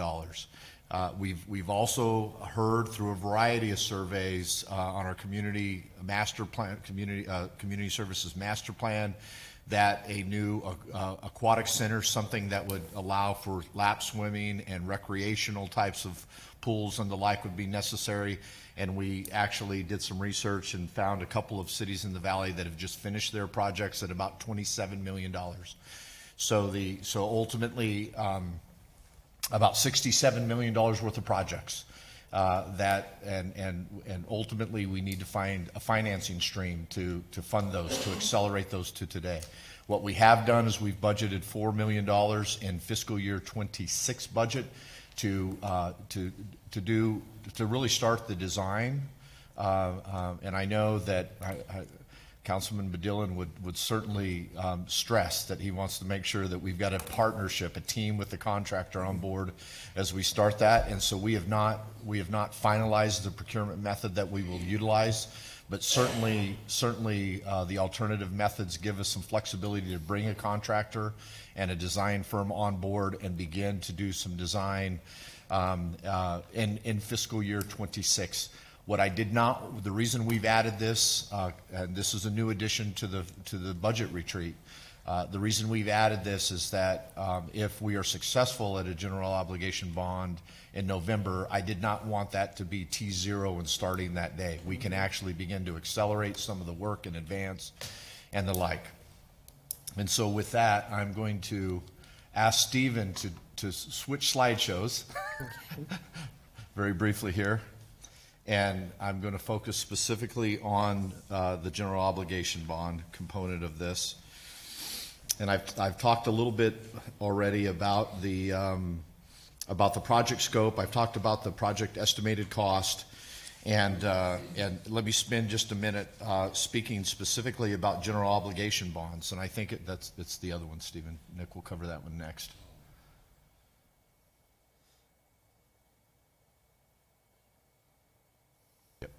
Thank you. So as we began to put together a strategy in a very short time frame, staff had dialogue with our internal and external teams, and ultimately came to the conclusion that one ballot measure would be the best approach in asking for these general obligation authority. But there's a number of statutes that drive this. The city of Casa Grande has utilized general obligation bonding in the past. I think our most successful, obviously, was when we had our 2006 election. It funded projects like the rec center, the expansion to the Lincola Center. It funded the public safety facility, and some golf course improvements and the like. And so that debt is still outstanding. We have some outstanding debt in those, but ultimately that will continue to fall off as we service the debt each year. In 2022, our voters agreed that we wanted to get the roadways improved by the Casa Grande Union High School on Trekle and McCartney, and so we have that. But the city of Casa Grande has utilized general obligation bond financing very strategically over the years, and really what's driven that more than anything is the council's desire to attempt to maintain property tax rates and the like. And so, but when you look at growing municipalities, the reality of it is that you have to find revenue streams to help your community build the amenities that the community is expecting.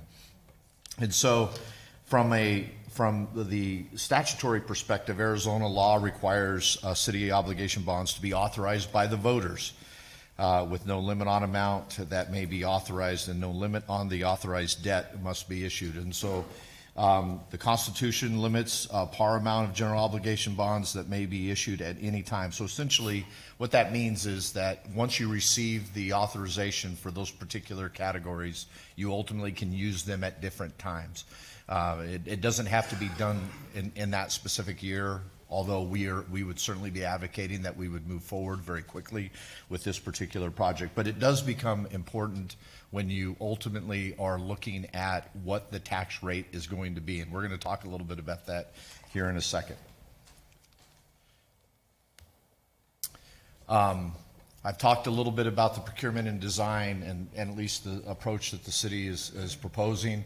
I also want to highlight very, very quickly, because there's a lot of questions. We've heard questions on the partnering with our school districts. And I think it's important for everyone to know that I feel like we have a very good relationship with both of those districts.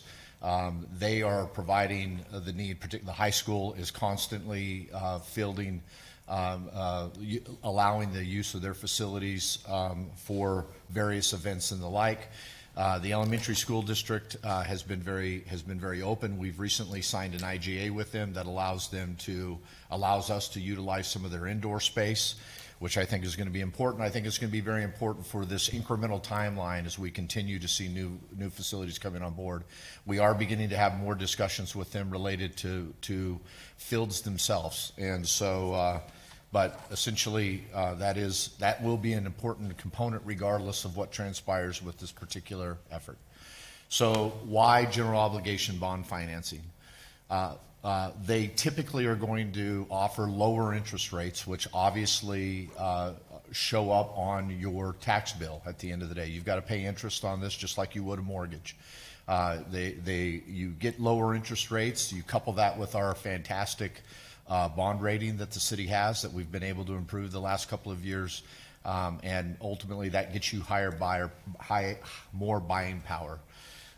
They're high credit worthiness backed by taxing power. I've mentioned that we've used the bonds for strategically, but one of the important elements that I'd really like to express to the Mayor and Council this evening, and our FA, Nick Dodd, will be giving a little more detail on this here in a minute, is the assessed valuation increases that we have seen the last several years. Even since we went out in the 2022 bonds, there's been significant growth that transpires. So ultimately what it does is that a general obligation bond is going to levy a secondary property tax to ultimately pay the debt each year, and it's spread across all of the property that has a limited value, and so a secondary value, and so that includes residents, that includes commercial businesses, that includes the industrial projects that have come to our community. So there's a balance that transpires. Obviously, there's an equation for that, but it allows government to make investments in infrastructure that improve quality of life for future years. Meaning, we anticipate that these types of complexes can be used for 10, 20, 30 years. And it matches the repayment of the bonds with the benefit of the infrastructure. The number one question that always comes up, and staff has attempted to make some projections on this, and again, some of this analysis Nick will go into a little more detail here in a second before we ask council to vote. Typically this is subject to change based on your interest rate that you get, based on the years that you finance the debt, based on the assessed values that are currently in your community recognizes year after year. What I wanted to do is attempt to give everybody a context of what this would mean from a family, a home in our community. This particular evaluation is done based on a $300,000 assessed value home, which is very common in Casa Grande for the most part. Our current rate, that's paying for the 2006 bonds for the projects that I talk about, is 41 cents. That's what we're going to ask council to approve tonight, which means it's about $125 per year on that home. With the rate with the authorized debt issuance for the roads that I've talked about, again, it would go up to 95 cents per hundred assessed valuation, or $285.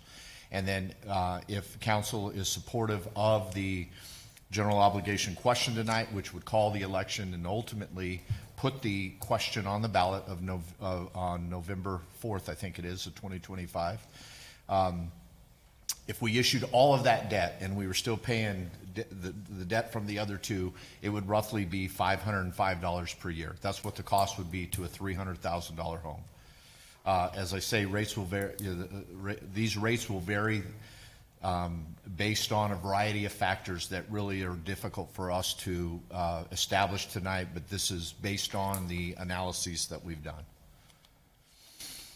One other point that I want to make, because I know that there's been some discussions in the community about whether or not another financing mechanism would be more appropriate, perhaps a sales tax authorization, excise tax debt.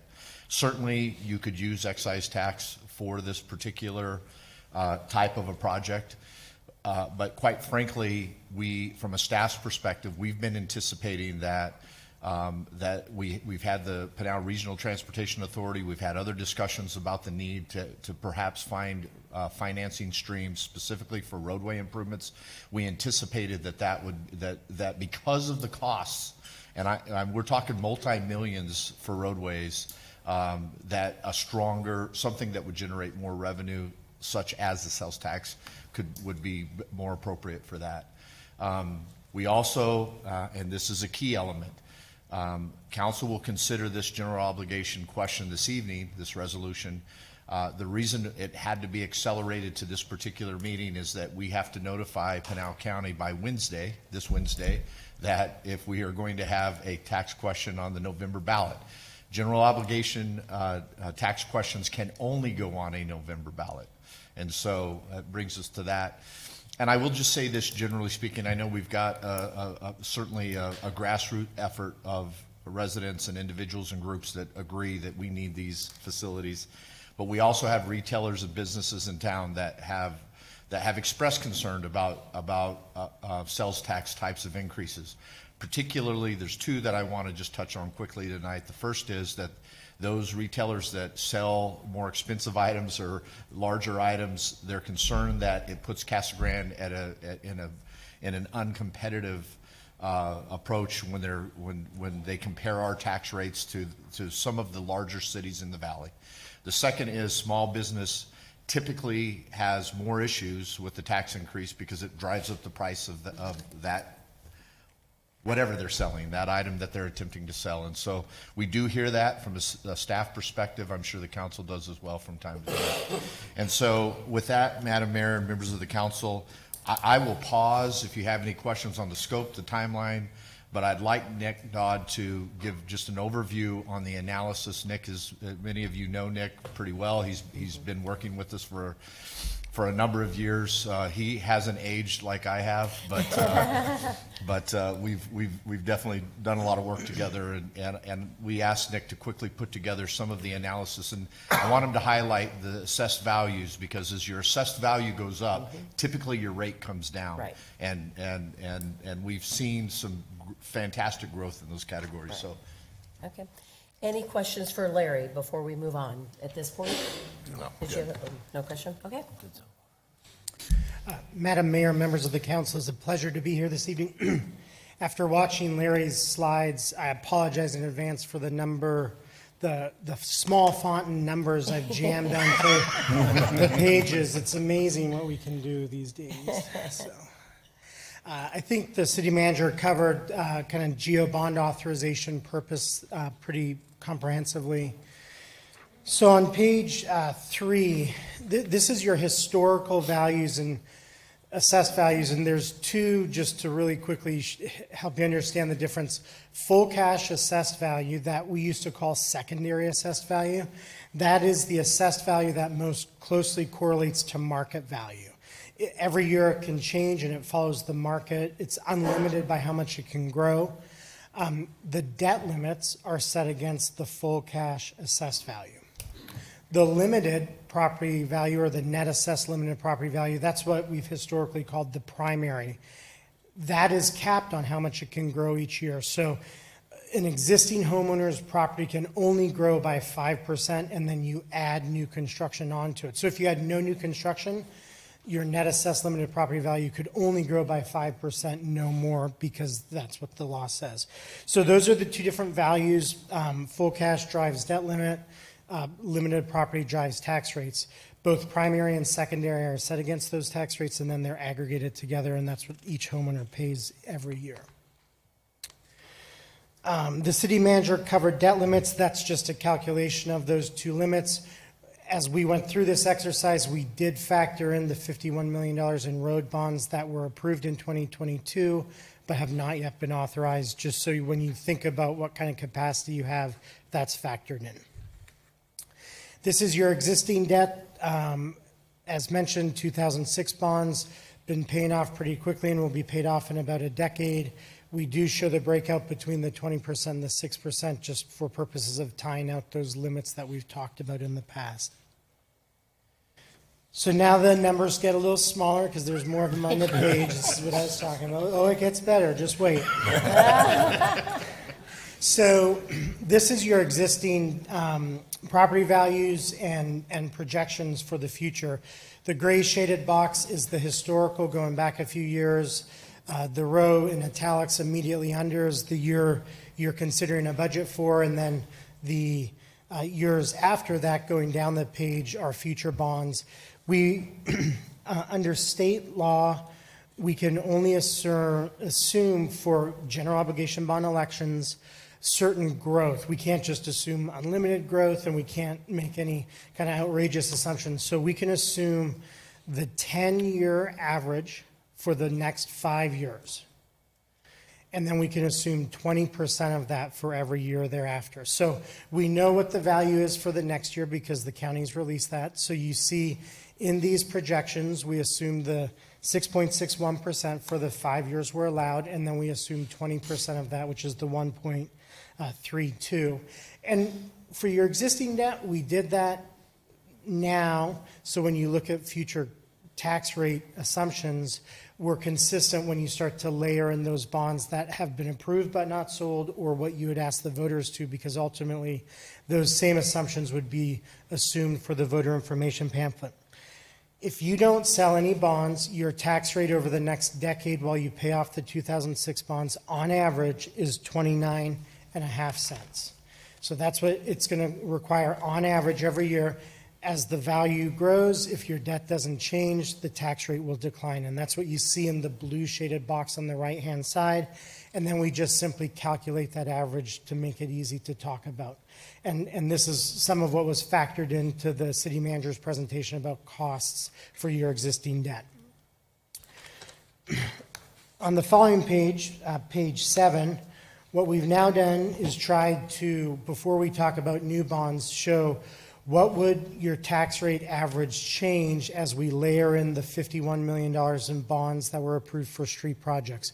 We just made a general assumption that you would sell it in 2 phases over about a 2-year period. I think it's important to remember anytime staff recommends the city issue bonds, even if they've already been approved by the voters, we would come back to the council, we would share with you the implications of it, we would go through a process, we determine what the best strategy is around either tax rate goals or mitigation. So you would see these in the future when the city intends to issue them. So for purposes of this presentation, we've simply assumed a 5% interest rate, a 20-year level amortization, kind of like a mortgage. That could change in the future based on direction from council or staff at the time you issue it. So this now captures what is the cost of those the street bonds.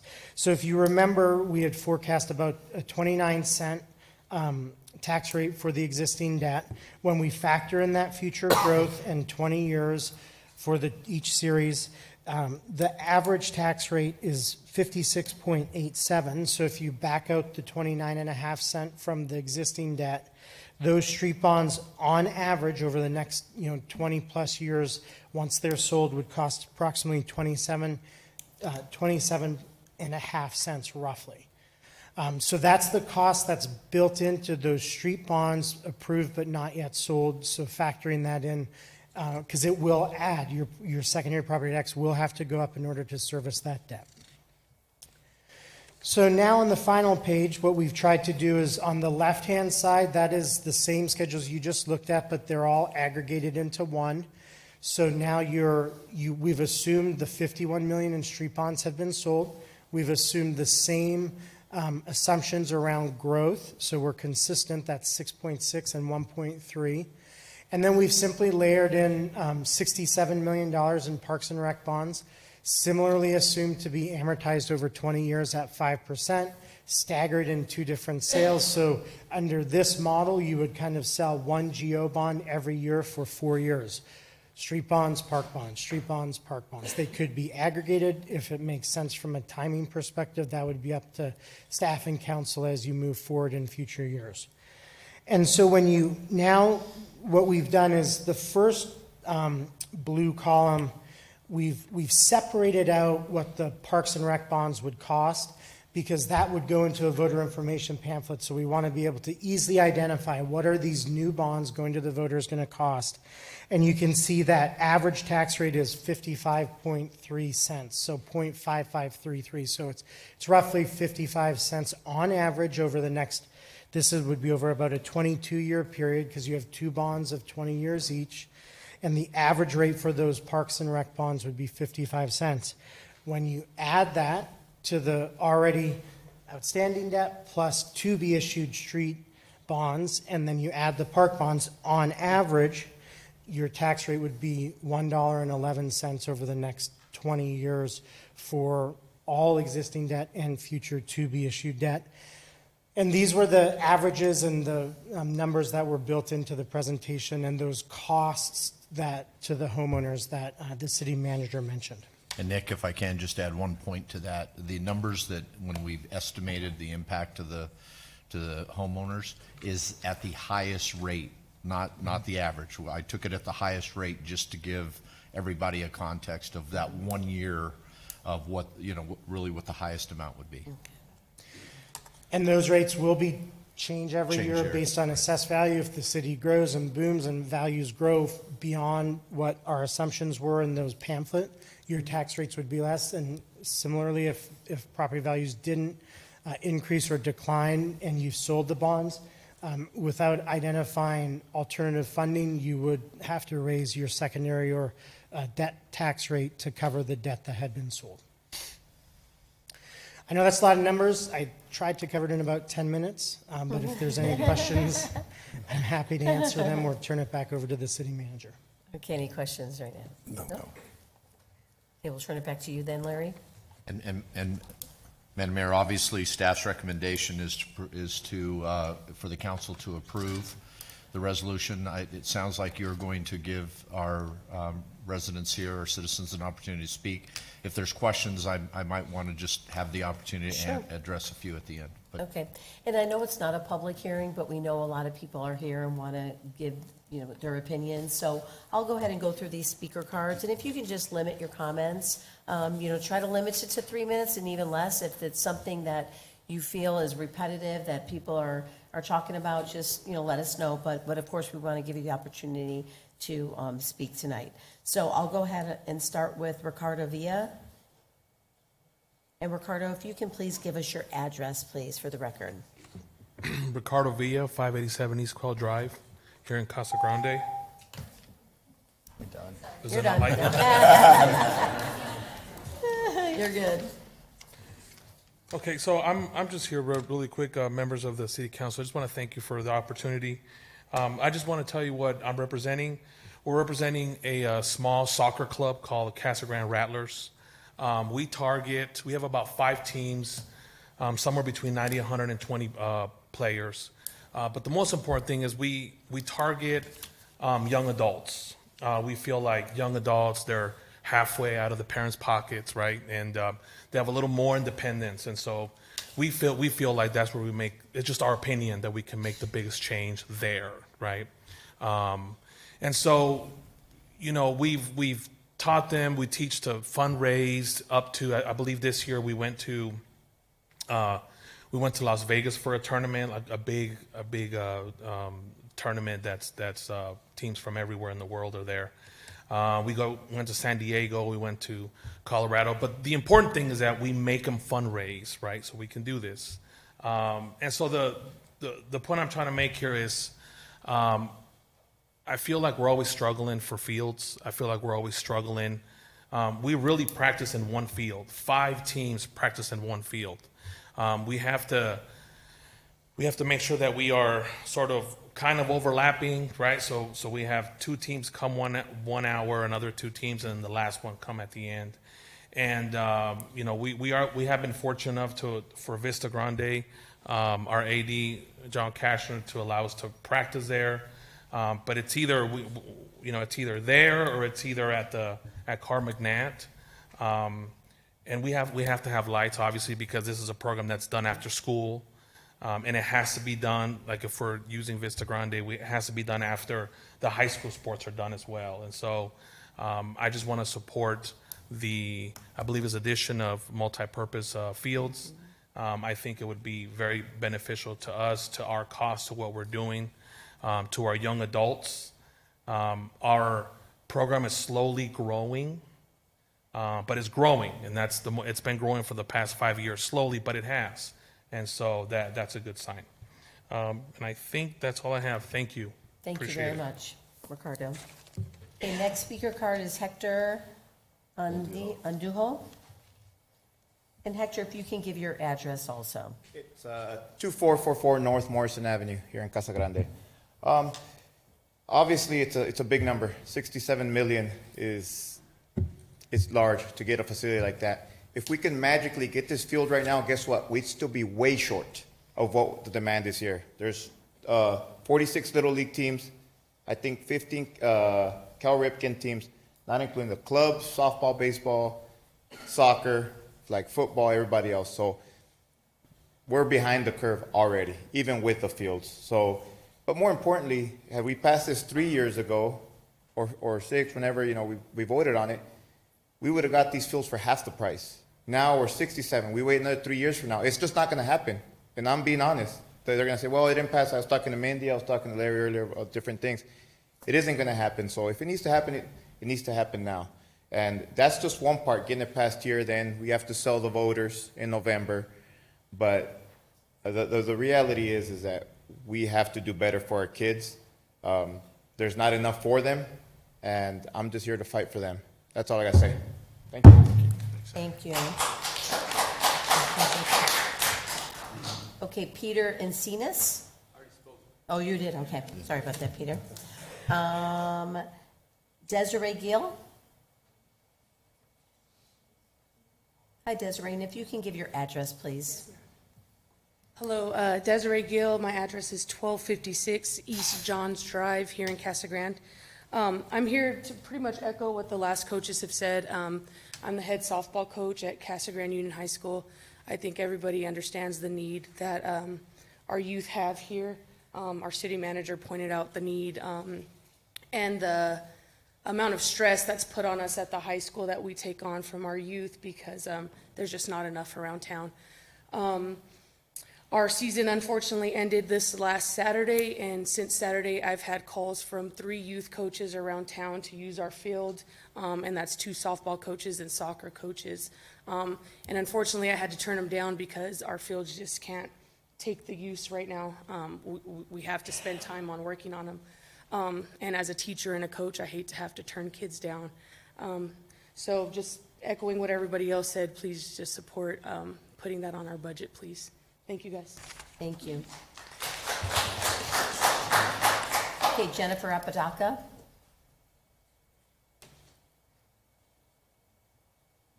And if you can also give your address. I want you to know where I live. I'm Jennifer Apodaca. My address is 9491 West Coral Mountain Drive. I'm, just echoing what all the other coaches have said. We need it for our youth. Also, the pool. God bless our pool. It is overused, it is under-maintained, and it's not well-staffed. I have spent the past 2.5 years of my life driving to Maricopa or Chandler to get my daughter active in swimming.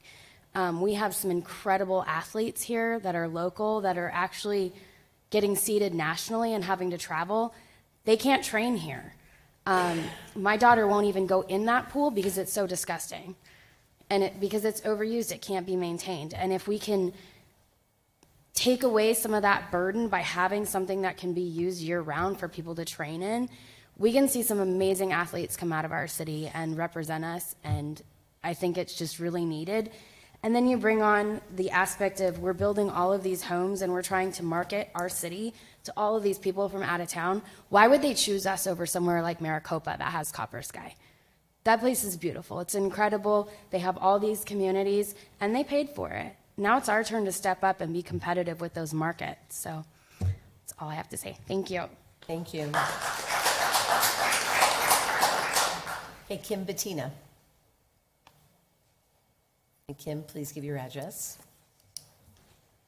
Thank you for having me. My name is Kim Bettina, 1669 East Kiley Lane here in Casa Grande. This will be my 10th year as the Casa Grande Union High School swim coach. And every year we have to find somewhere to swim the last half of October. Copper Sky's been nice in taking us for the past few years because our pool's too cold. So I'm just really hoping that you will, if you do bring another pool in, please make it heated, because our season goes until the second weekend in November. That is state.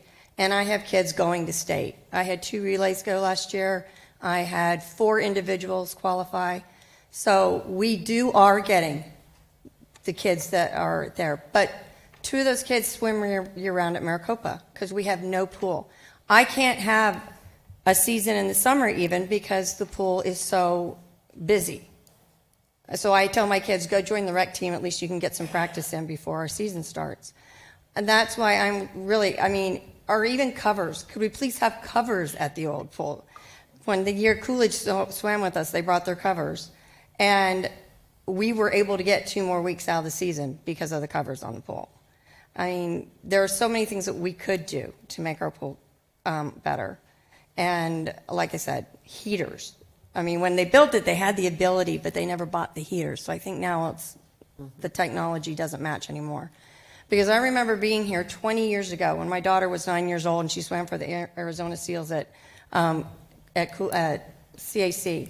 And we were trying to get a heated pool when you built this first pool. And we had huge meetings, and we came in for all these meetings, and we were here and here, and yet no heaters were ever put in.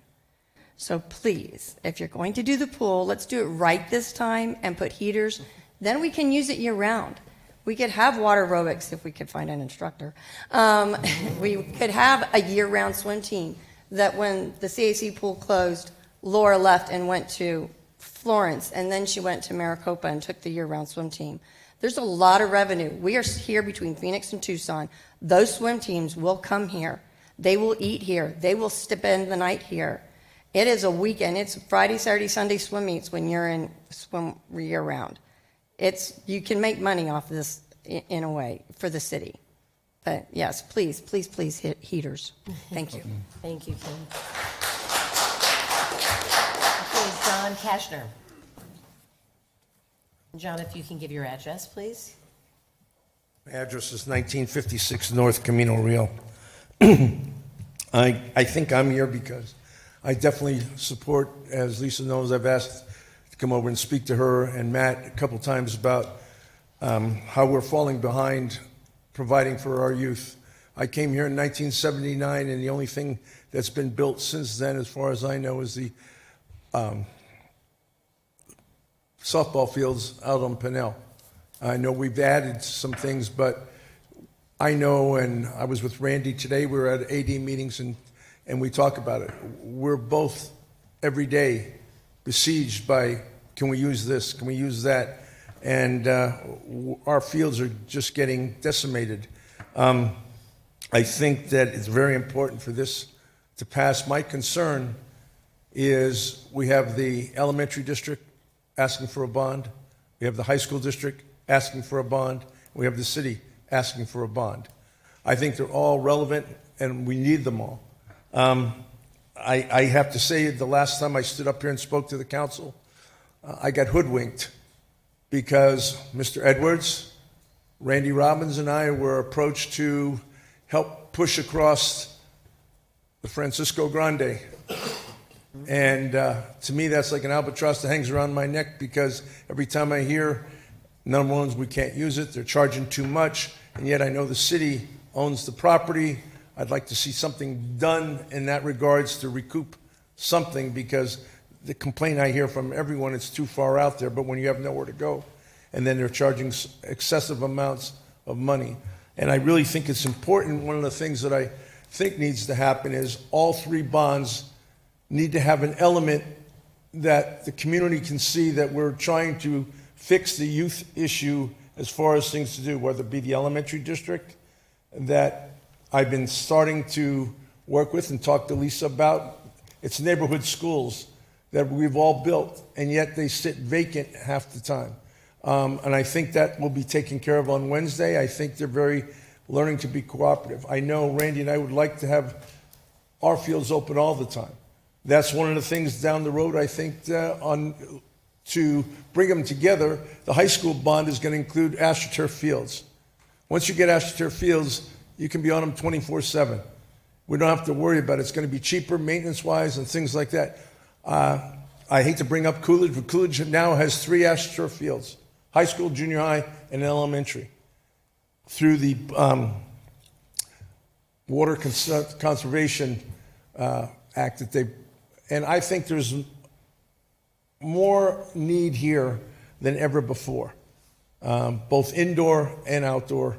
I see where these kids practice now on a space about as big as this because there's nowhere to go. So I think it's important that this community comes behind and passes all 3 bonds. I know that's a lot, but again, if we want to make an impact to our youth, we need to start now. Thank you.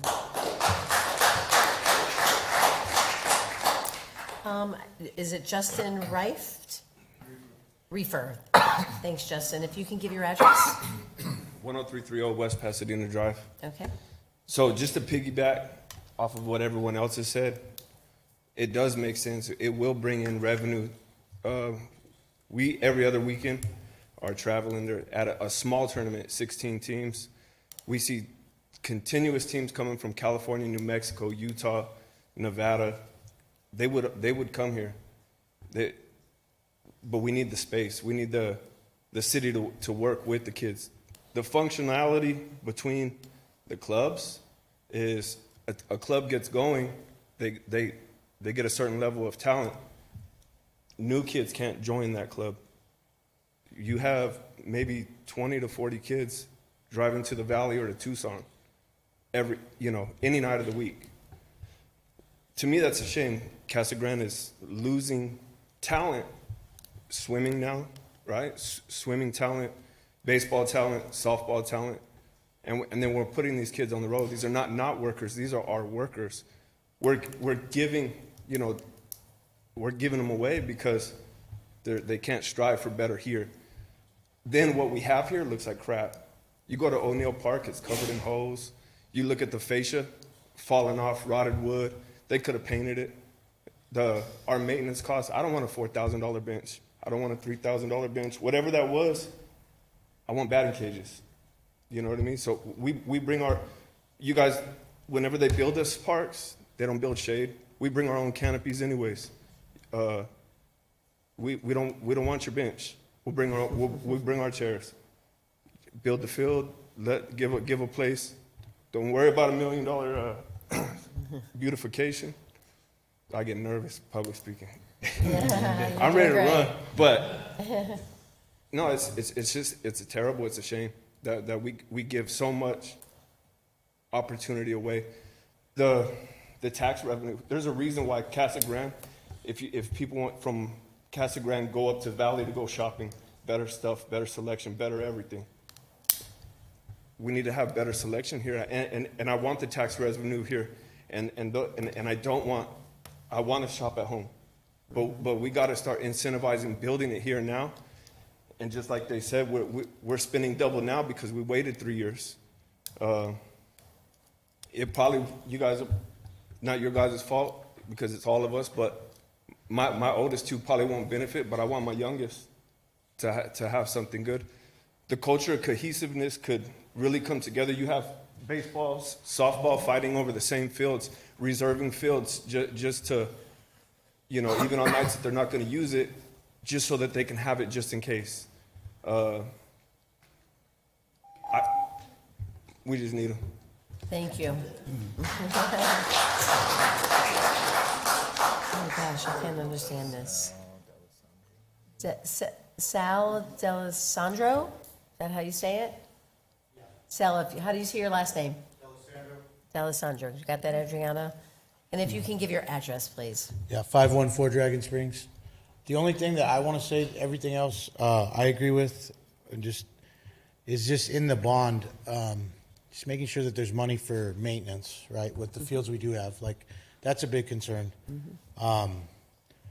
The dirt, at a lot of the fields, the soccer fields, but not just even softball. I mean, my girls play softball, but soccer, baseball, swimming, just the maintenance for the facilities that we currently have as well. Obviously, it's like everybody else said, we need these facilities, but we also need to maintain what we have, and that's being neglected already.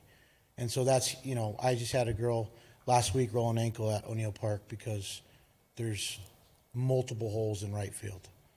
And it doesn't take much to have somebody go and put dirt out there. And the fact that it's not being done is a down, we're letting down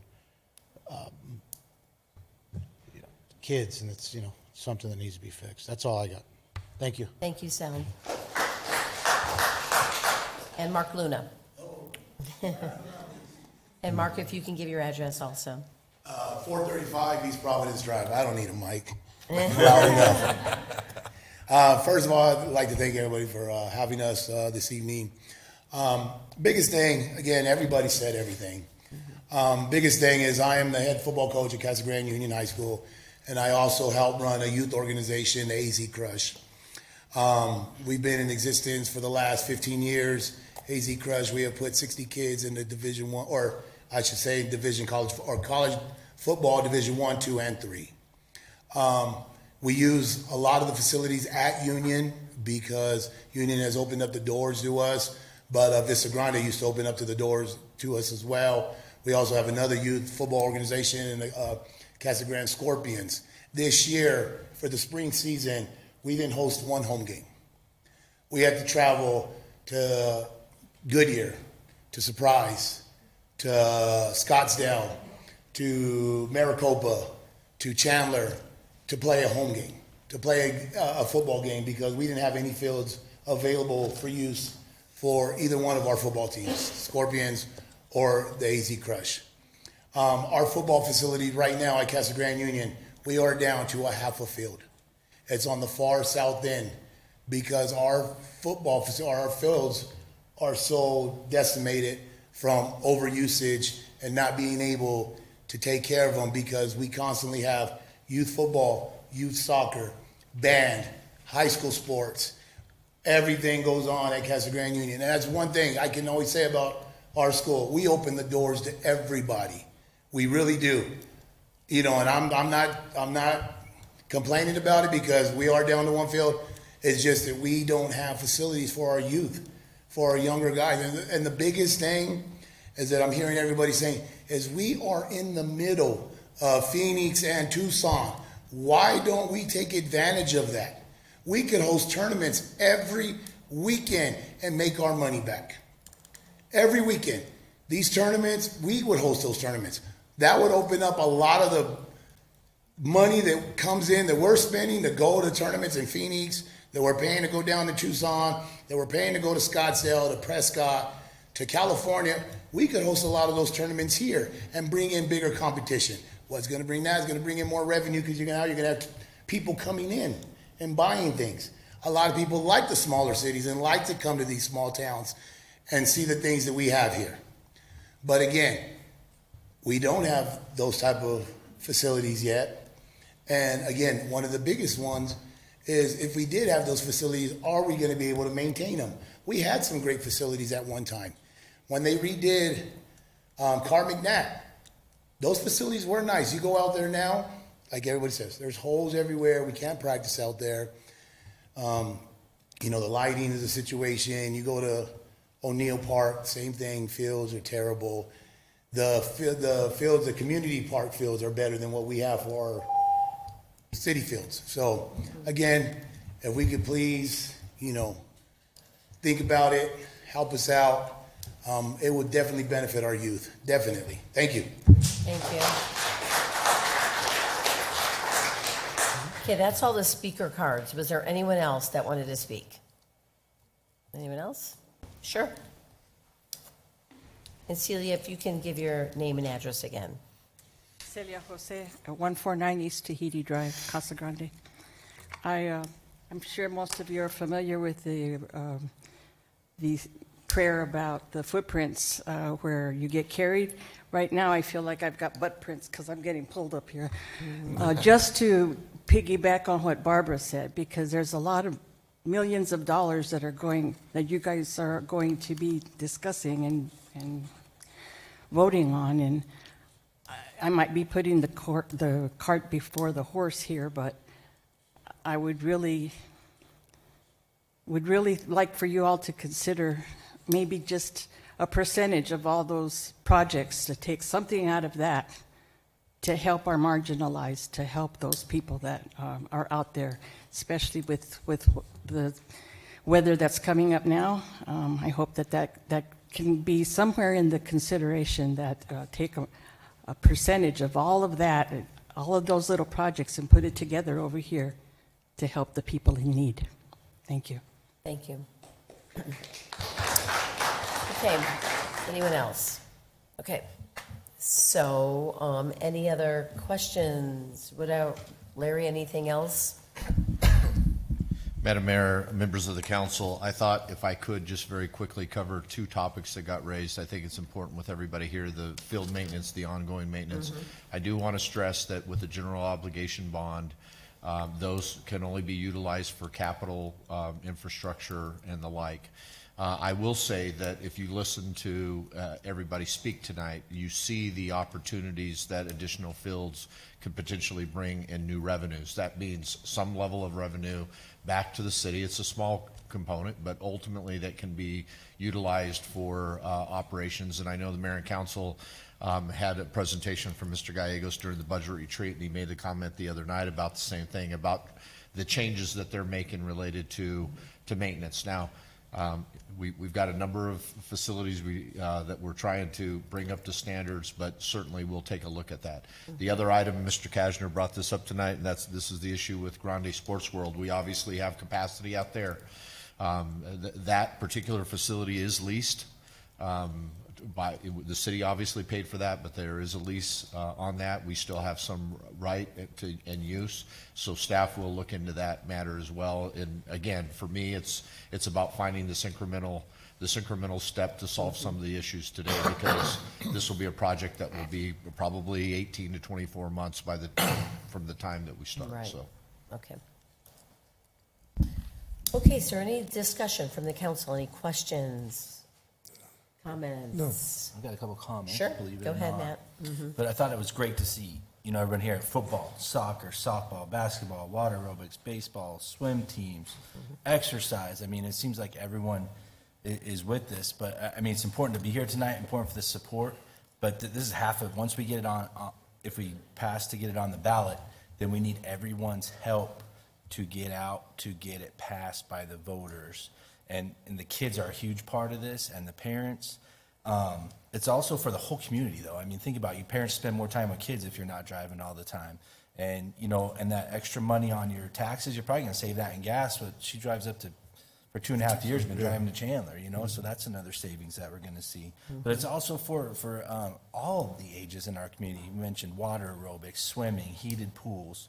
I mean, it's going to give everybody a chance, but it's just important that we're all going to have to get together and support this all the way through to November, to the election. So that's our next step after this, if we do vote to put on the election.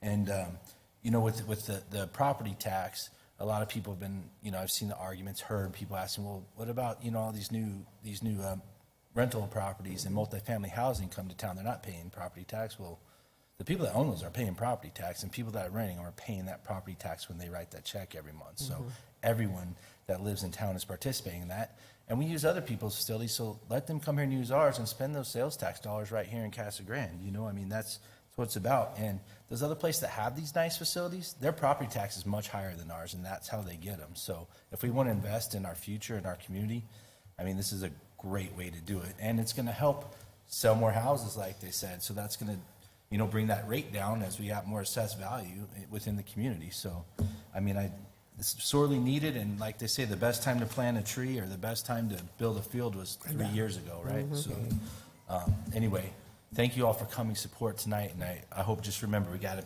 push this through, you know, all the way. So it's not just tonight. Yeah, I'll say thank you as well. We need your help too.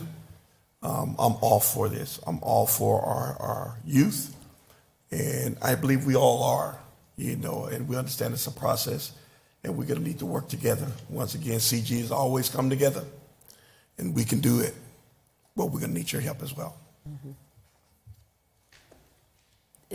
Okay, no, I wanted to thank all of you. You know, this is something that obviously we've discussed for years. We've had many of you in this room. I've gotten phone calls. I play bunco with some of you that are always talking about, you know, some of the needs in the community. But just thank you to all of you coaches, all of you guys that have dedicated your lives to, you know, working with our youth and developing these athletes and leaders in our community. And, you know, it's your passion, and many of you are longtime citizens here in Casa Grande that have done this for decades, John Kashner.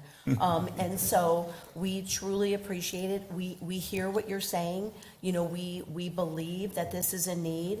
It's not, as you can see with the presentation that our city manager gave on, you know, it's definitely going to be a difficult, you know, a heavy lift to go out there and ask the citizens to vote for this.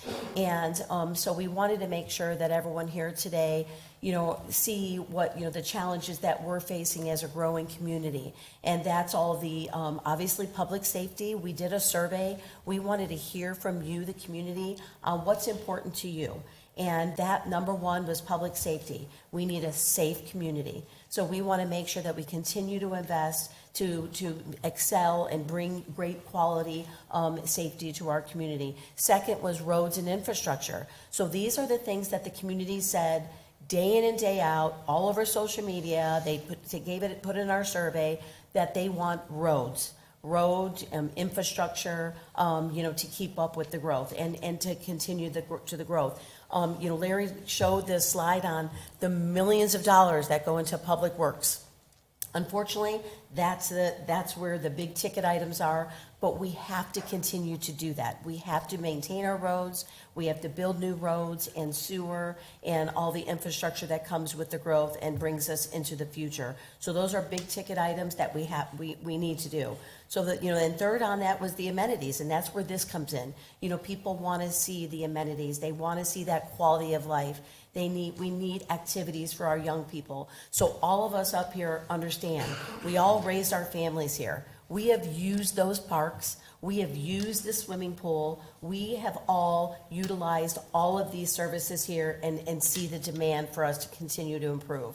But how are we going to get there? You know, the finance part. So this is, you know, where we are. And again, we appreciate this, the different groups that are here today that encouraged us, that pushed us, that, you know, advocated, because we feel this is a good opportunity to go to the public because we have all of your support. So like my fellow council members said, we need your help.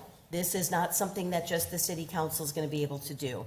We support it. We will be out there, but we're going to need your help pushing this forward. So again, thank you to all of you and everything that you do for our youth, and not only our youth, but all ages, our young adults, our seniors, you know, because they're all going to be able to use these facilities. So we appreciate everyone, and we appreciate the staff continuing to find ways. You know, we've been working with our school districts to try to find solutions, temporary solutions, but we are at maximum capacity. We know that. So it's something that we are really hoping that we can, you know, get through here. So, we, you know, again, thank you to the staff. Thank you for everyone being here.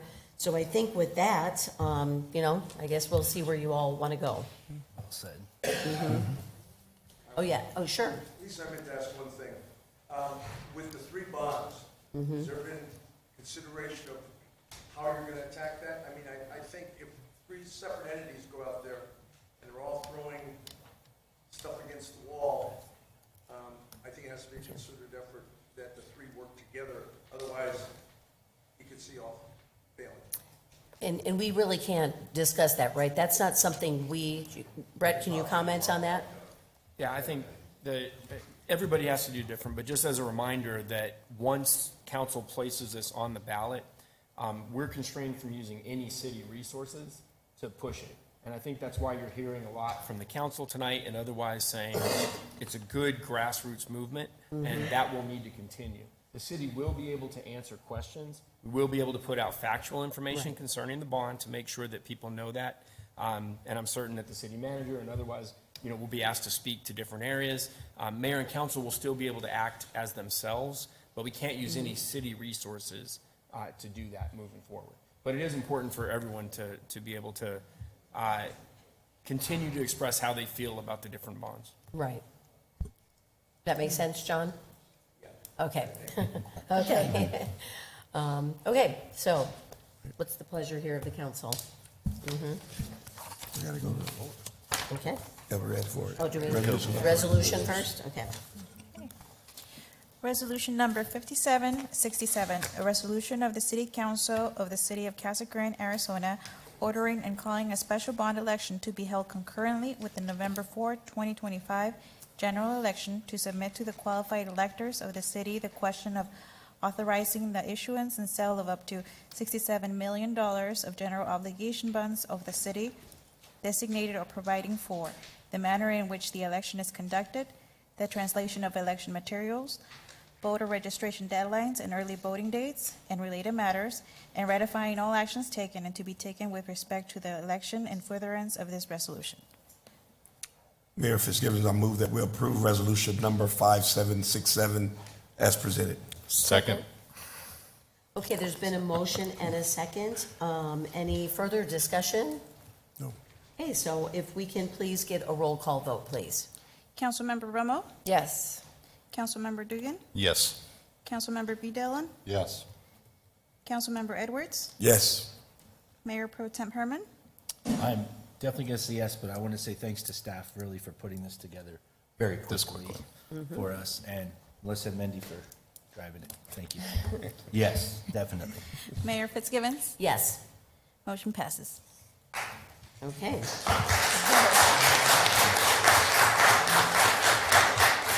So again, thank you for being here. If you want to sit through another hour for our budget, please. Come on, it's a good time. Feel free. You can stay, coach. You can go get a margarita and come back if you want, but thank you everyone for coming. Thank you. All right, man. My old football coach. Yeah. Football player. We'll wait just a minute till.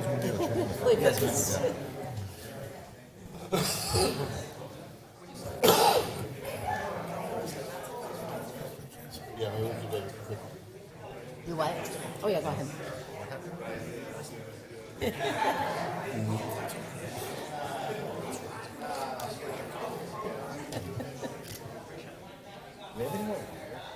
There should be some back there. Is there? Yeah, maybe go grab one.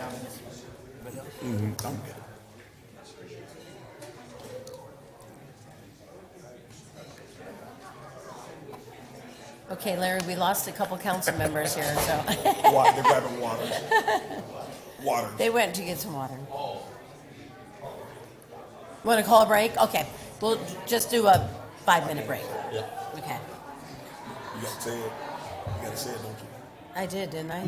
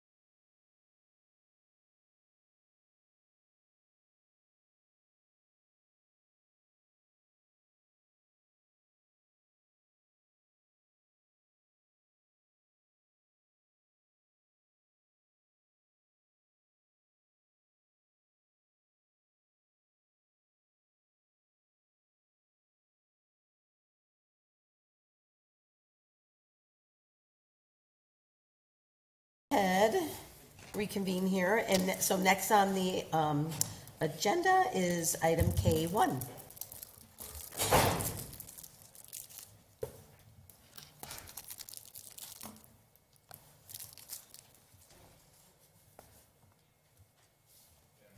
Yes.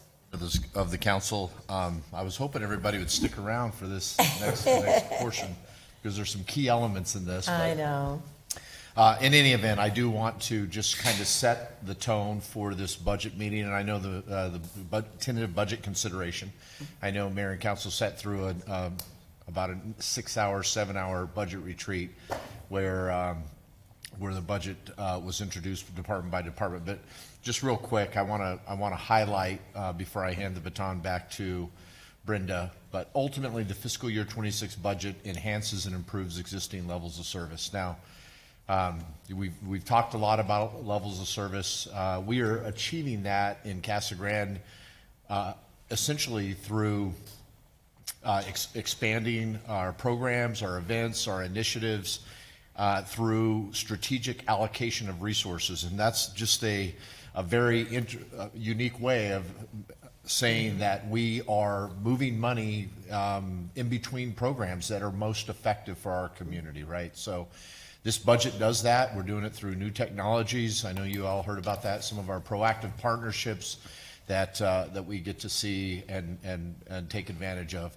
But the important message that I want to stress today is that we're doing that while maintaining our current tax rates. And this council, this and past councils have been very straightforward about the fact that we typically do not propose budget with revenue enhancements. Obviously, you just consider the bond that'll give the voters the opportunity to evaluate whether or not they want to see increases to accelerate some project. But I think it's important. It's an important message. I know Mayor Pro Tem talked about it, about tax rates and the like. Casa Grande does have very competitive tax rates, and so it's important to note that our general fund budget proposes totals $76.6 million, which is a slight increase from a year ago. Our proposed expenditure budget across all funds is $387 million. And just a couple of components, because obviously personnel, I've talked about capital, so I'm skipping that one, but our personnel expenses, obviously our most precious asset in the organization is our human capital, and we continue the market-based compensation system. We're continuation of our insurance plans. I know you essentially you got to hear about that in April as well, and we're adding 9 new positions, and we'll talk a little more in detail. But I want Brenda, Ms. Hassler, to ultimately go through some of the revenue stream just for those that may be watching, so they understand how the money is collected and how it's being allocated in the fiscal year budget. Brenda, thank you.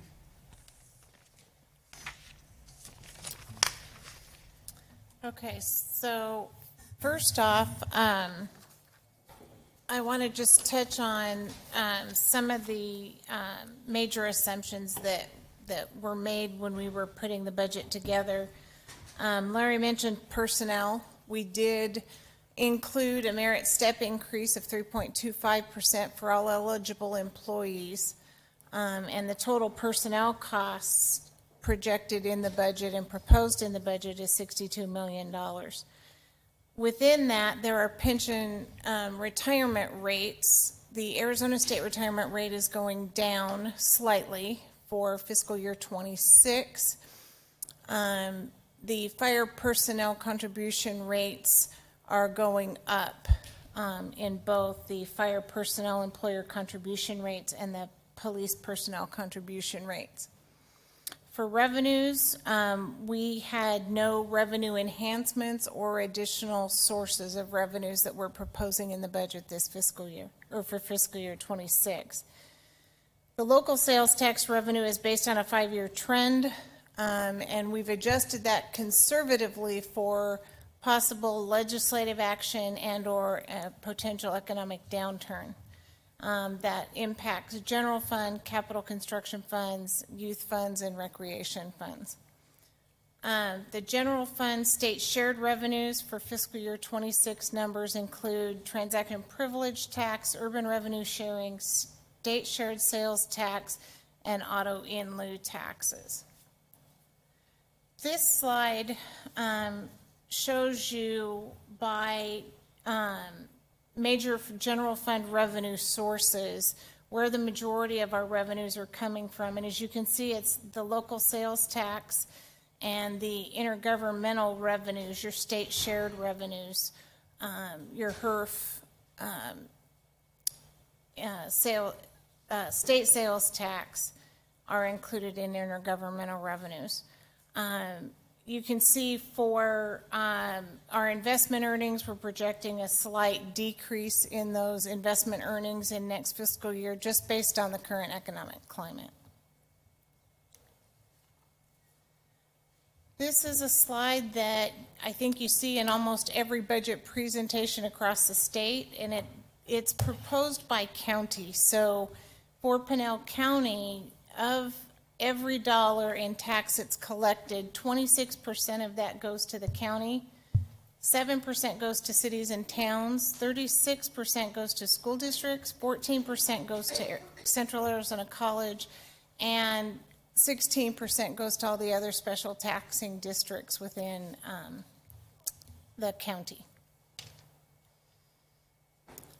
So I'm going to skip this slide for just a second, and I'll come back to it. In the presentation that was presented on the RCA, there was a tax screen for a truth and taxation hearing. And I have removed that from this presentation tonight because we are maintaining our tax rate, and our proposed property tax levy less the amount attributable to new construction does not exceed the amount of our tax levy for last fiscal year, so we're not required to have a truth and taxation hearing this year. So I just wanted you to be aware that that was intentionally removed from the presentation for tonight. So the primary property tax levy for fiscal year 25 was $5,878,352. We start with the net assessed valuation that Nick Dodd, our financial advisor, talked about, and how they come up with those amounts as far as the tax rates. And of that $620 million in net assessed valuation, $31 million of that was attributable to the value of new construction. So the net assessed value minus the new construction is the $589 million. The maximum tax rate that the city could charge and impose on the taxpayers without a truth and taxation hearing is 99.9967. The city is not proposing that we go to that level. That would cause a growth in the property tax levy associated with new construction of $310,000. The maximum property tax levy, which is the calculation of the net assessed value times the rate, the levy could be proposed at $6,188,277. The city staff has proposing that we put our primary property tax levy at $5,987,000. That next line is a little misleading in that it says it's a primary increase in primary property tax levy exclusive of net new construction. We are not proposing an increase, that's why it's a negative number. And we are not proposing a percentage increase in the property tax rate.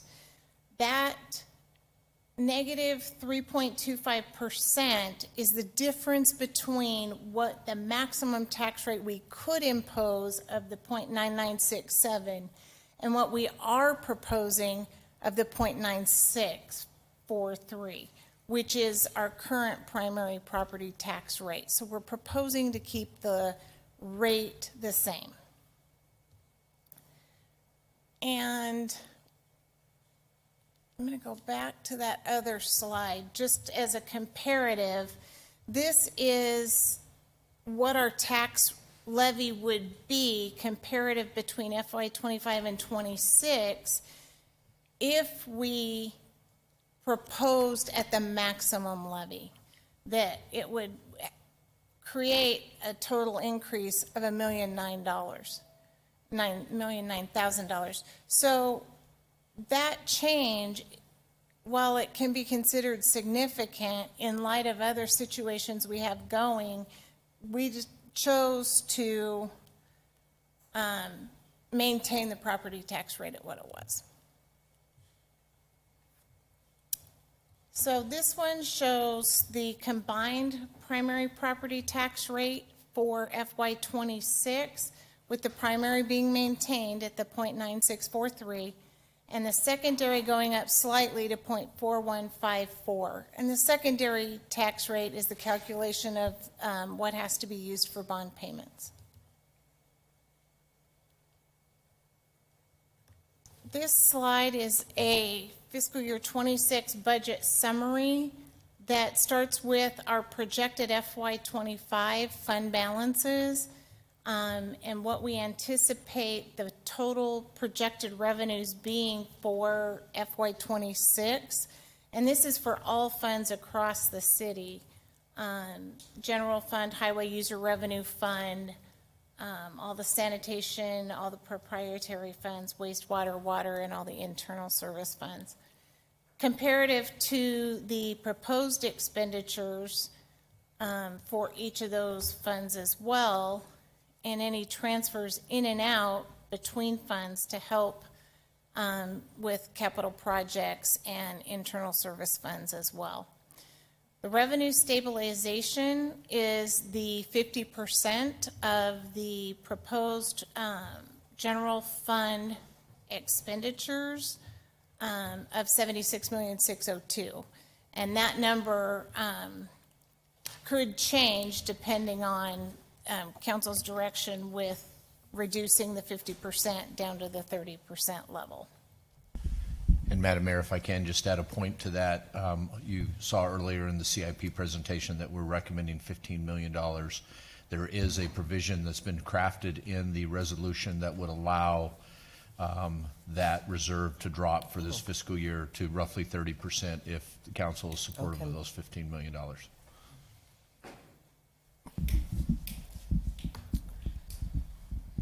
There, as part of the final budget adoption, council will also approve the consolidated fee schedule, any proposed rate changes.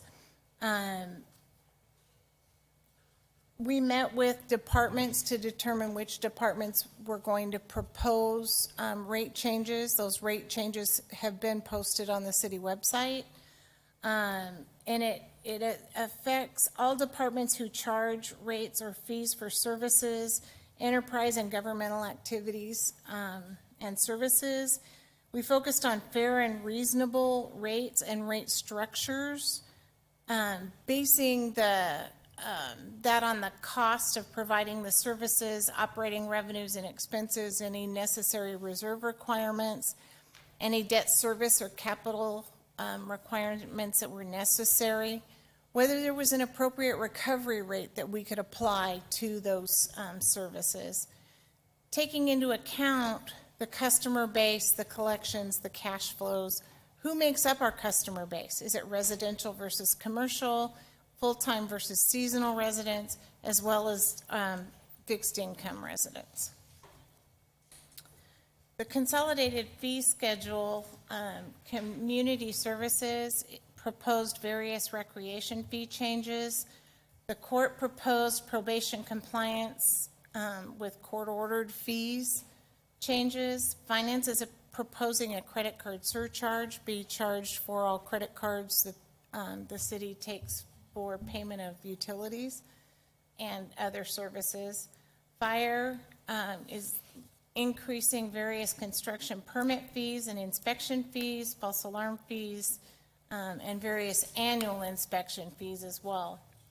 Planning and development increased various fees to reflect the actual cost for the services that they're performing. Police removing the bicycle registration fee that has been continued on the fee schedule for years but has never been charged. and sanitation, various landfill fees to be increased.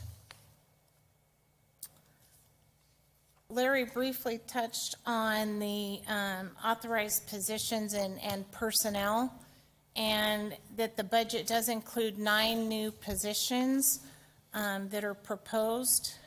Video production specialist in the city manager's PIO office, business integration analyst in finance IT, an account clerk position in finance IT, an admin assistant in HR, management analyst in fire, police officer in PD, animal control officer in PD, a court clerk in the courts, and an unsheltered initiative position, and 1 reclass for an assistant planner to planner in the planning department.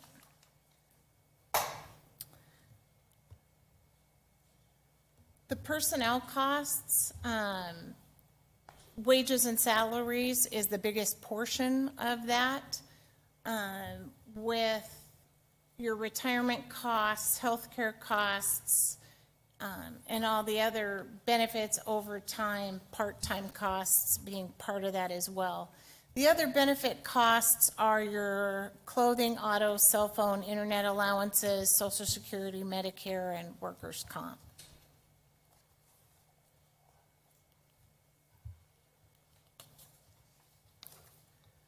So this expenditure summary is an expenditure limitation comparison between fiscal year 25 and 26. You have your budgeted expenditures of $557 million, $57,000. In the proposed budget, and then we get to take an adjustment for certain reconciling exclusions, estimated exclusions. And those exclusions involve grant exclusions, HERF expenditure exclusions, debt service, and carry forwards from the previous fiscal year. The largest portion of that $222 million is $124 million of carry forwards, which correlates to the $124 million in carry forwards Larry mentioned previously.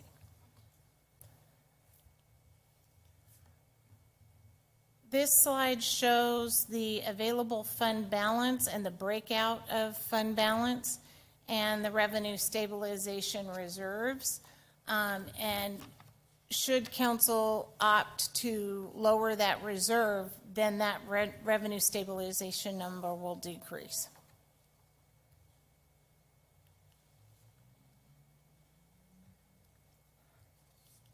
Oops, sorry, flipping pages. And this shows you where our general fund expenditures are by category. So of the general fund, a large portion is your personnel expense and your transfers out to other funds for capital and the like.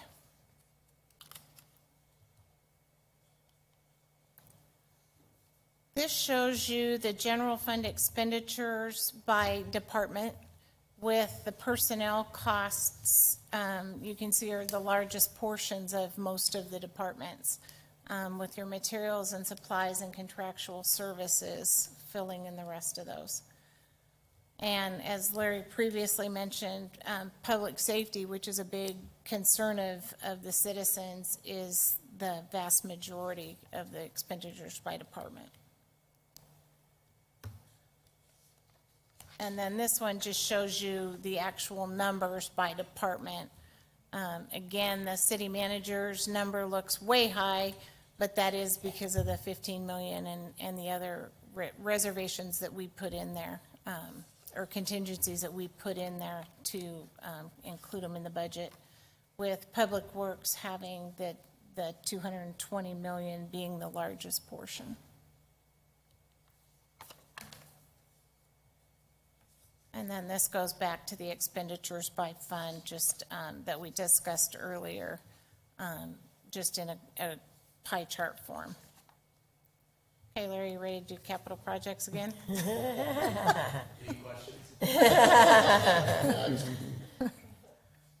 to go through about 8 slides here real quick. Okay.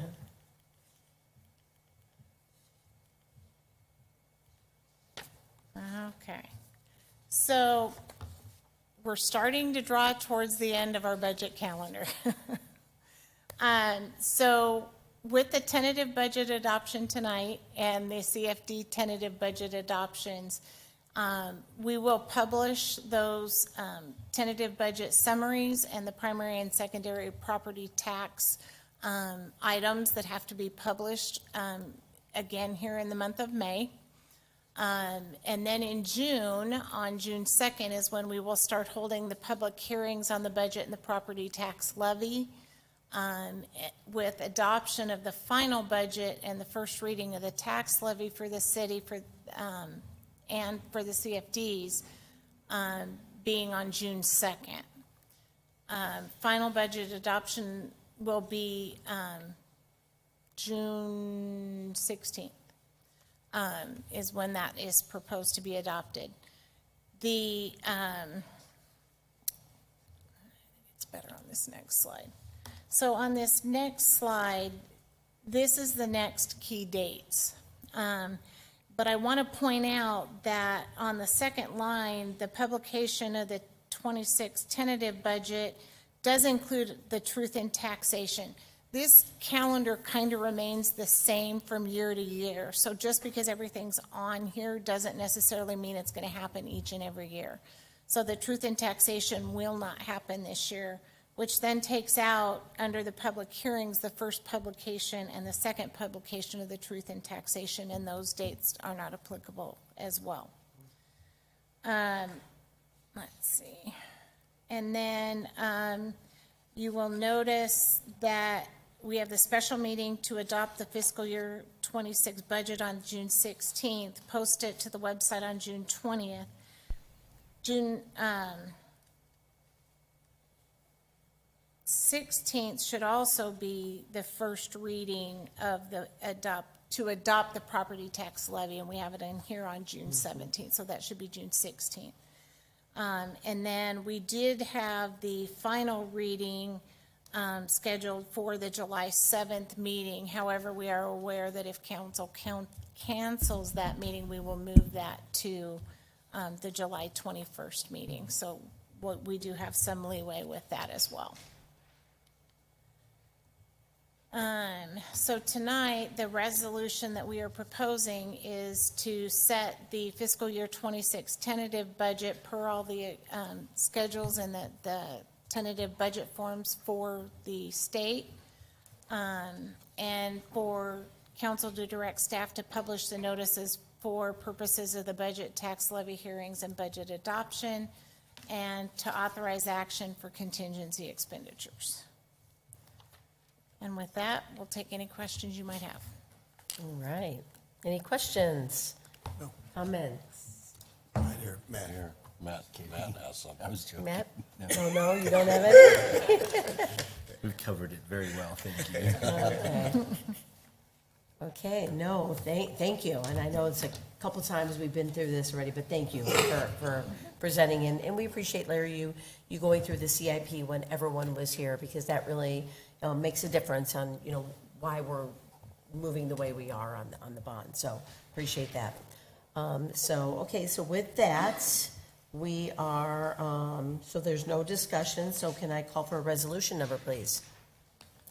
Resolution number 5768, a resolution of the Council of the City of Casa Grande, Arizona, adopting the tentative estimate of the amount required for the public expenses for the City of Casa Grande for the fiscal year 2025-2026, adopting a tentative budget setting forth the receipts and expenditures, the amounts actually levied, and the amounts estimated as collectible for the previous fiscal year, and the amount proposed to be raised by direct property taxation for the various purposes, and giving notice of the time for hearing taxpayers for adopting a budget and for fixing the tax levies.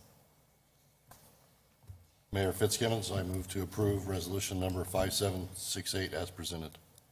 Second. Okay, there's been a motion and a second. Any further discussion? Okay, so if we can get a roll call vote, please. Councilmember Romo? Yes. Councilmember Dugan? Yes. Councilmember B. Dillon? Yes. Councilmember Edwards? Yes. Mayor Pro Tem Herman? Yes. Mayor Fitzgibbons? Yes. Motion passes. All right, thank you. Okay, here we go. Mary? I'm sorry, this is long. I'm going to talk really fast. Okay, good, Mary. Thank you. Because there's 4 documents that I need your Okay. approval on tonight. So we're going to talk about the Community Development Block Grant, the consolidated plan. It's a 5-year consolidated plan from program years 2025 through 2029. We started this, talk a little bit about community development. It's a Community Development Block Grant is a federal program authorized under Title I of the Housing and Community Development Act of 1974. It provides annual grants to cities and counties to develop a viable urban community, provide decent housing, suitable living environment, and expanding economic opportunities, primarily serving the low to moderate income persons. Part of the part of being a CDBG entitlement community is we do have to conduct a 5-year consolidated plan or prepare a plan every 5 years, and it lasts for 5 years. We have to do an annual action plan completed every year, and a public participation plan, and an analysis of impediment to fair housing. So the consolidated plan is designed to help local jurisdictions assess their affordable housing and community development needs and market conditions, and to make data-driven place-based investment decisions. So we started the process in December, and we conducted community outreach. And thank goodness for our, we have a very vocal group. I mean, there are a lot of the people that were here tonight attended the, my actual focus groups that we held. So we held 3 focus groups here in City Council chambers to discuss public services, housing, and public infrastructure. We had 36 community members that were invited to attend, so got a lot of good data out of that. We also did 2 community outreach.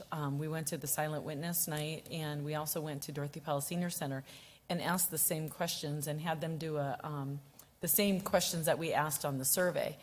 And so we compiled all the data.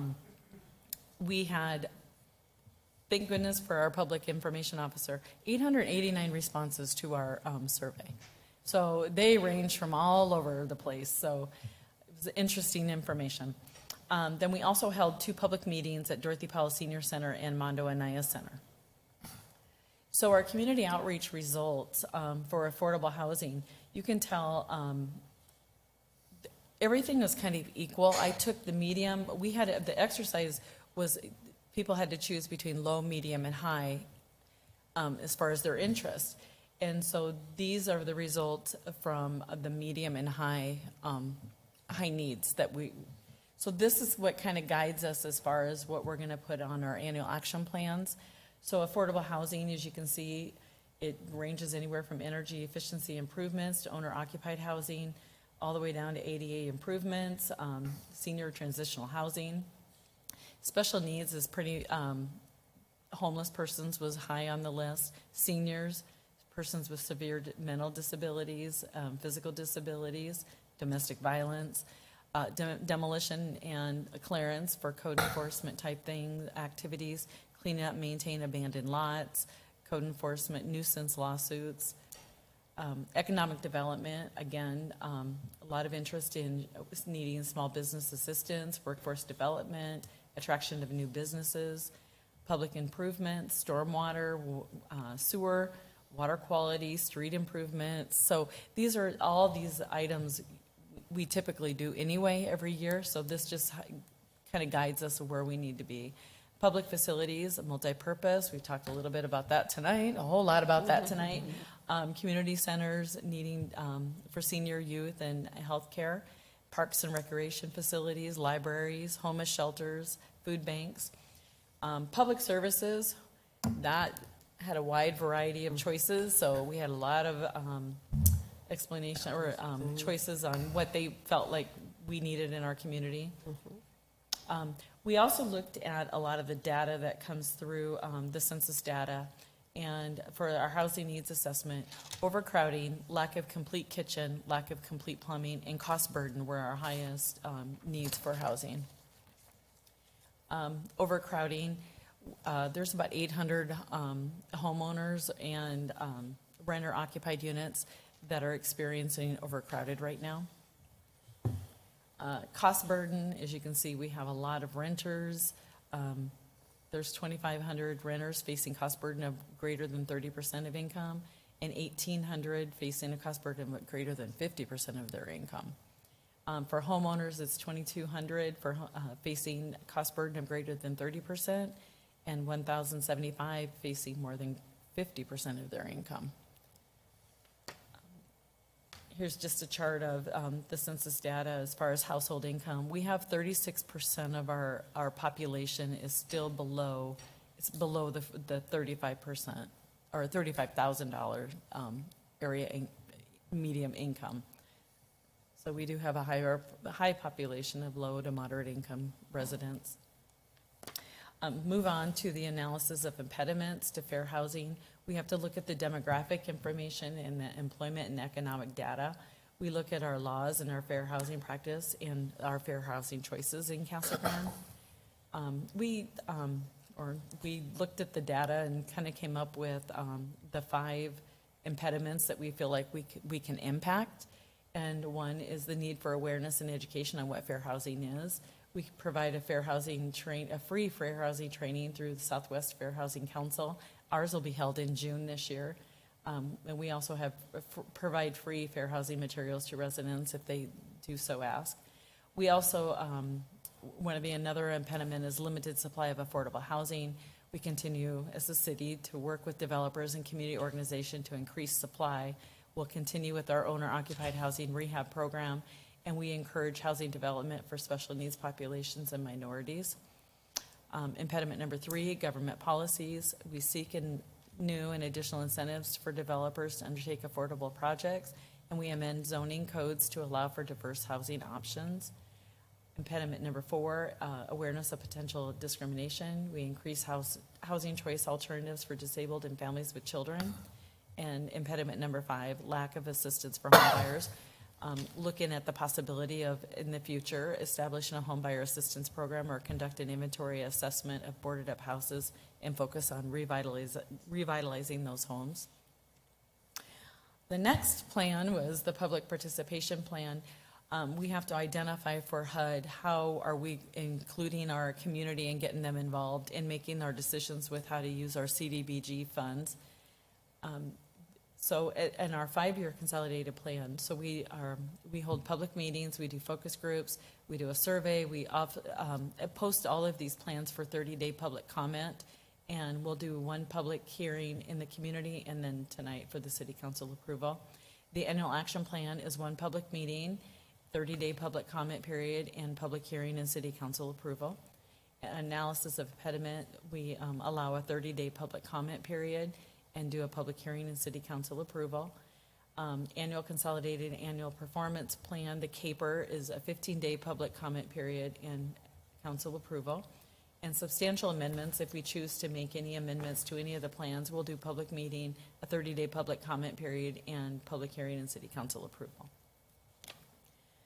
The annual action plan for this year, unfortunately, I still don't know what our CDBG allocation is. We're hoping it's at level funding, so our committee had met and is going to make recommendations tonight based on the surveys and all of the data that we received is how we came up with the plans and the applications that we received as to what we're recommending for funding tonight. The CDBG national objectives, they have to benefit the low to moderate income persons, aid in the prevention of elimination of slime and blight, and meet a need for having a particular urgency, excuse me. So what we're proposing tonight is based on last year's funding recommendation. We would like to provide a grant to Casa Grande Homeless Services, Community Action Human Resource Agency for $10,000, Senior Connections by Seeds of Hope for $15,896, Advocacy Services for Victims and Homeless Women and Children by Against Abuse for $12,000, the Seeds Employment Services by the Opportunity Tree for $7,100, the Boys and Girls Club of the Sun Corridor for $6,080, and Casa Grande Alliance for $14,111. And that's for homeless services as well. For community development, Cottonwood Gardens is a neighborhood out on Cottonwood and Thornton, and they do not have fire hydrants in their neighborhood, so we're going to undertake that project.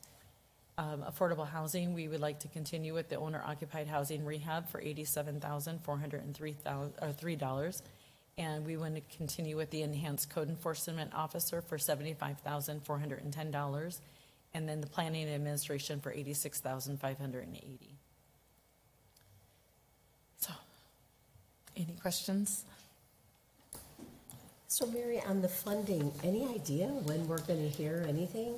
I had correspondence with my program manager from Yeah. HUD in Phoenix, and he said he was going to have a meeting today, and he'd get back to me, but I haven't heard. So no one has really heard? No, there's Okay. nothing posted. Okay. There's nothing been There's posted. no rumors on what's going to happen, okay. Just don't I know. Just waiting, okay. Well, thank you. Any questions? Anyone, comments? All right, I guess not. Mary, thank you so much. Appreciate it. Well, good luck. Let us know once you find out. Yes. On the funding. Okay. So I guess, It is a public hearing. that's right. Okay, so it is a public hearing. If there's no questions, is there anyone in the public that would like to speak? We'll open the public hearing. No? Okay, we'll go ahead and close the public hearing. And if we can get a resolution number, please. Resolution number 5766, a resolution of the mayor and the council of the city of Casa Grande, Arizona, adopting the Community Development Block Grant CDBG 5-year consolidated plan, analysis of impediments to fair housing, public participation plan, and an annual action plan for use of CDBG funds. Okay. Mayor Fitzgibbons, I move for approval of resolution number 5766 as presented. Second. Okay, there's been a motion and a second. Any further discussion? Okay, if not, if we can get a roll call vote, please. Councilmember Romo? Yes. Councilmember Dugan? Yes. Councilmember B. Dillon? Yes. Councilmember Edwards? Yes. Mayor Pro Tem Herman? Yes. Mayor Fitzgibbon? Yes. Motion passes. All right. Looks like we're done with the agenda, so we'll go ahead. Item N on reports. So why don't we start with you, Becca? Just a couple of things. I was able to attend Union's golf tournament over the weekend, and it was great. And really thinking about the bond, that's where our kids start to learn sports and really get better. And so I'm excited that we have that great start and this opportunity moving forward. And then also it's Teacher Appreciation Week. So if you have not yet said thank you to a teacher, make sure you say thank you to a teacher. Thank you. You're still a teacher, right? Thank you. I was waiting for that. Okay, Brent, how about you? No report. Okay. Matt? Just the youth commission applications and reapplications are due by Wednesday to the clerk's office. They've been very helpful. Thank you. And next Friday on the 16th is the Chamber Biz Outlook Luncheon for Small Business Month. So that'll be fun. Okay, thank you. Enjoyed the fellowship at 503. Yes. Yeah, that was really nice. And Yes. so let's see, and what else we got going on? That's it for me. Okay, Sean. Well, I attended the Dia de los Niños Yes. with Mayor Fitzgibbons, and great event for future capitalists, for all the kids out there. Also attended the Pinal 40 this last weekend. Pinal 40 Gala was a real big success, sold out immediately, pretty much, and hopefully we raise a lot of money for the kids in Pinal County. And the only other thing, Mother's Day, Sunday. Don't forget Mother's Day. Mother's Day. I knew it was something I wanted to say. You did everything, right? You're good? Okay. No, I know everyone's ready to go, but as far as events, this time of year is when we're really living this community. There's so many activities that are going on. So So just thank you to everyone. Danny, your group did such a great job on that Dia de los Niños. I pulled Sean on stage with me up there too, and so I really appreciate you being there. But really, it was just such a great family event, and they're just to have the different nonprofit agencies on the services they provide. But what I love that you had the young entrepreneurs that were there, and for those of you that weren't there, they had booths of all these young kids that sell, like they're literally entrepreneurs. Yeah, So art anything from, I mean, there were so many different things: charms, jewelry, baked goods. What is the robot or the stuff that they make? I can't think of what they make. They make pens and stuff like that. 3D print stuff. 3D, the 3D printing. But it was just really neat. I just really, that event, just gets better and better. And so I just appreciate all of your staff and the great thing that they do. It was really, really a lot of fun. We had my grandbabies there. So let's see, the fire, congratulations, Chief Keen, on that. Everyone's really excited about it, so thank you. A lot of different things going on as far as business expansion. Banner had, they're opening their endoscopy department. Is that how you say it? Endoscopy. Yes, so they've invested $11 million, and so it's so nice to see them expanding and continuing to provide quality health care. This is Nurses Week, so if you also say thank you to a nurse, it is Nurses Week. I'll be going to Banner tomorrow and reading a proclamation and thanking them for everything that they do. Sean, you didn't talk about your grand opening. Congratulations. Oh, thank for you. your tactical firearms. I'm telling you, I've gone a lot of ribbon cuttings, and I don't know. I mean, there's a lot of gun lovers there. I was really surprised, and that was all foreign. All of that was a little foreign to me, but no, congratulations. Thank you very much, on Lisa. your business and investing here. Little League, there was a lot of talk about fields, and I went to the opening day and saw all the excitement with the Little League and everything, that goes on. And I was notified that the Fitzgibbons Law team was in the in the championship game for the girls softball. And so I went to the game Friday and they won, and they played Walton Orthodontics.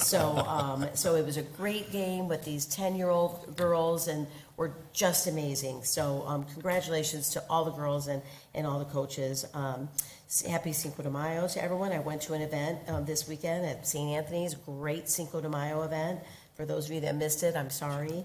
And then Pinell 40, again, Sean, I know you're on that board, and thank you for everything you guys do. I mean, it's truly amazing, and all the scholarships were in that time of year where all of these kids are applying for scholarships and graduating, and I'm sure our next council meeting, we're going to be hearing a lot about graduations and everything there. And then grand openings. Hobby Lobby's open. I was there today, bought my items. I went at lunchtime, and it was great seeing what was going on. The fire alarms were going off when I was there, so I think they were testing them. And then Jersey Mike's is opening, so make sure you head over on Wednesday.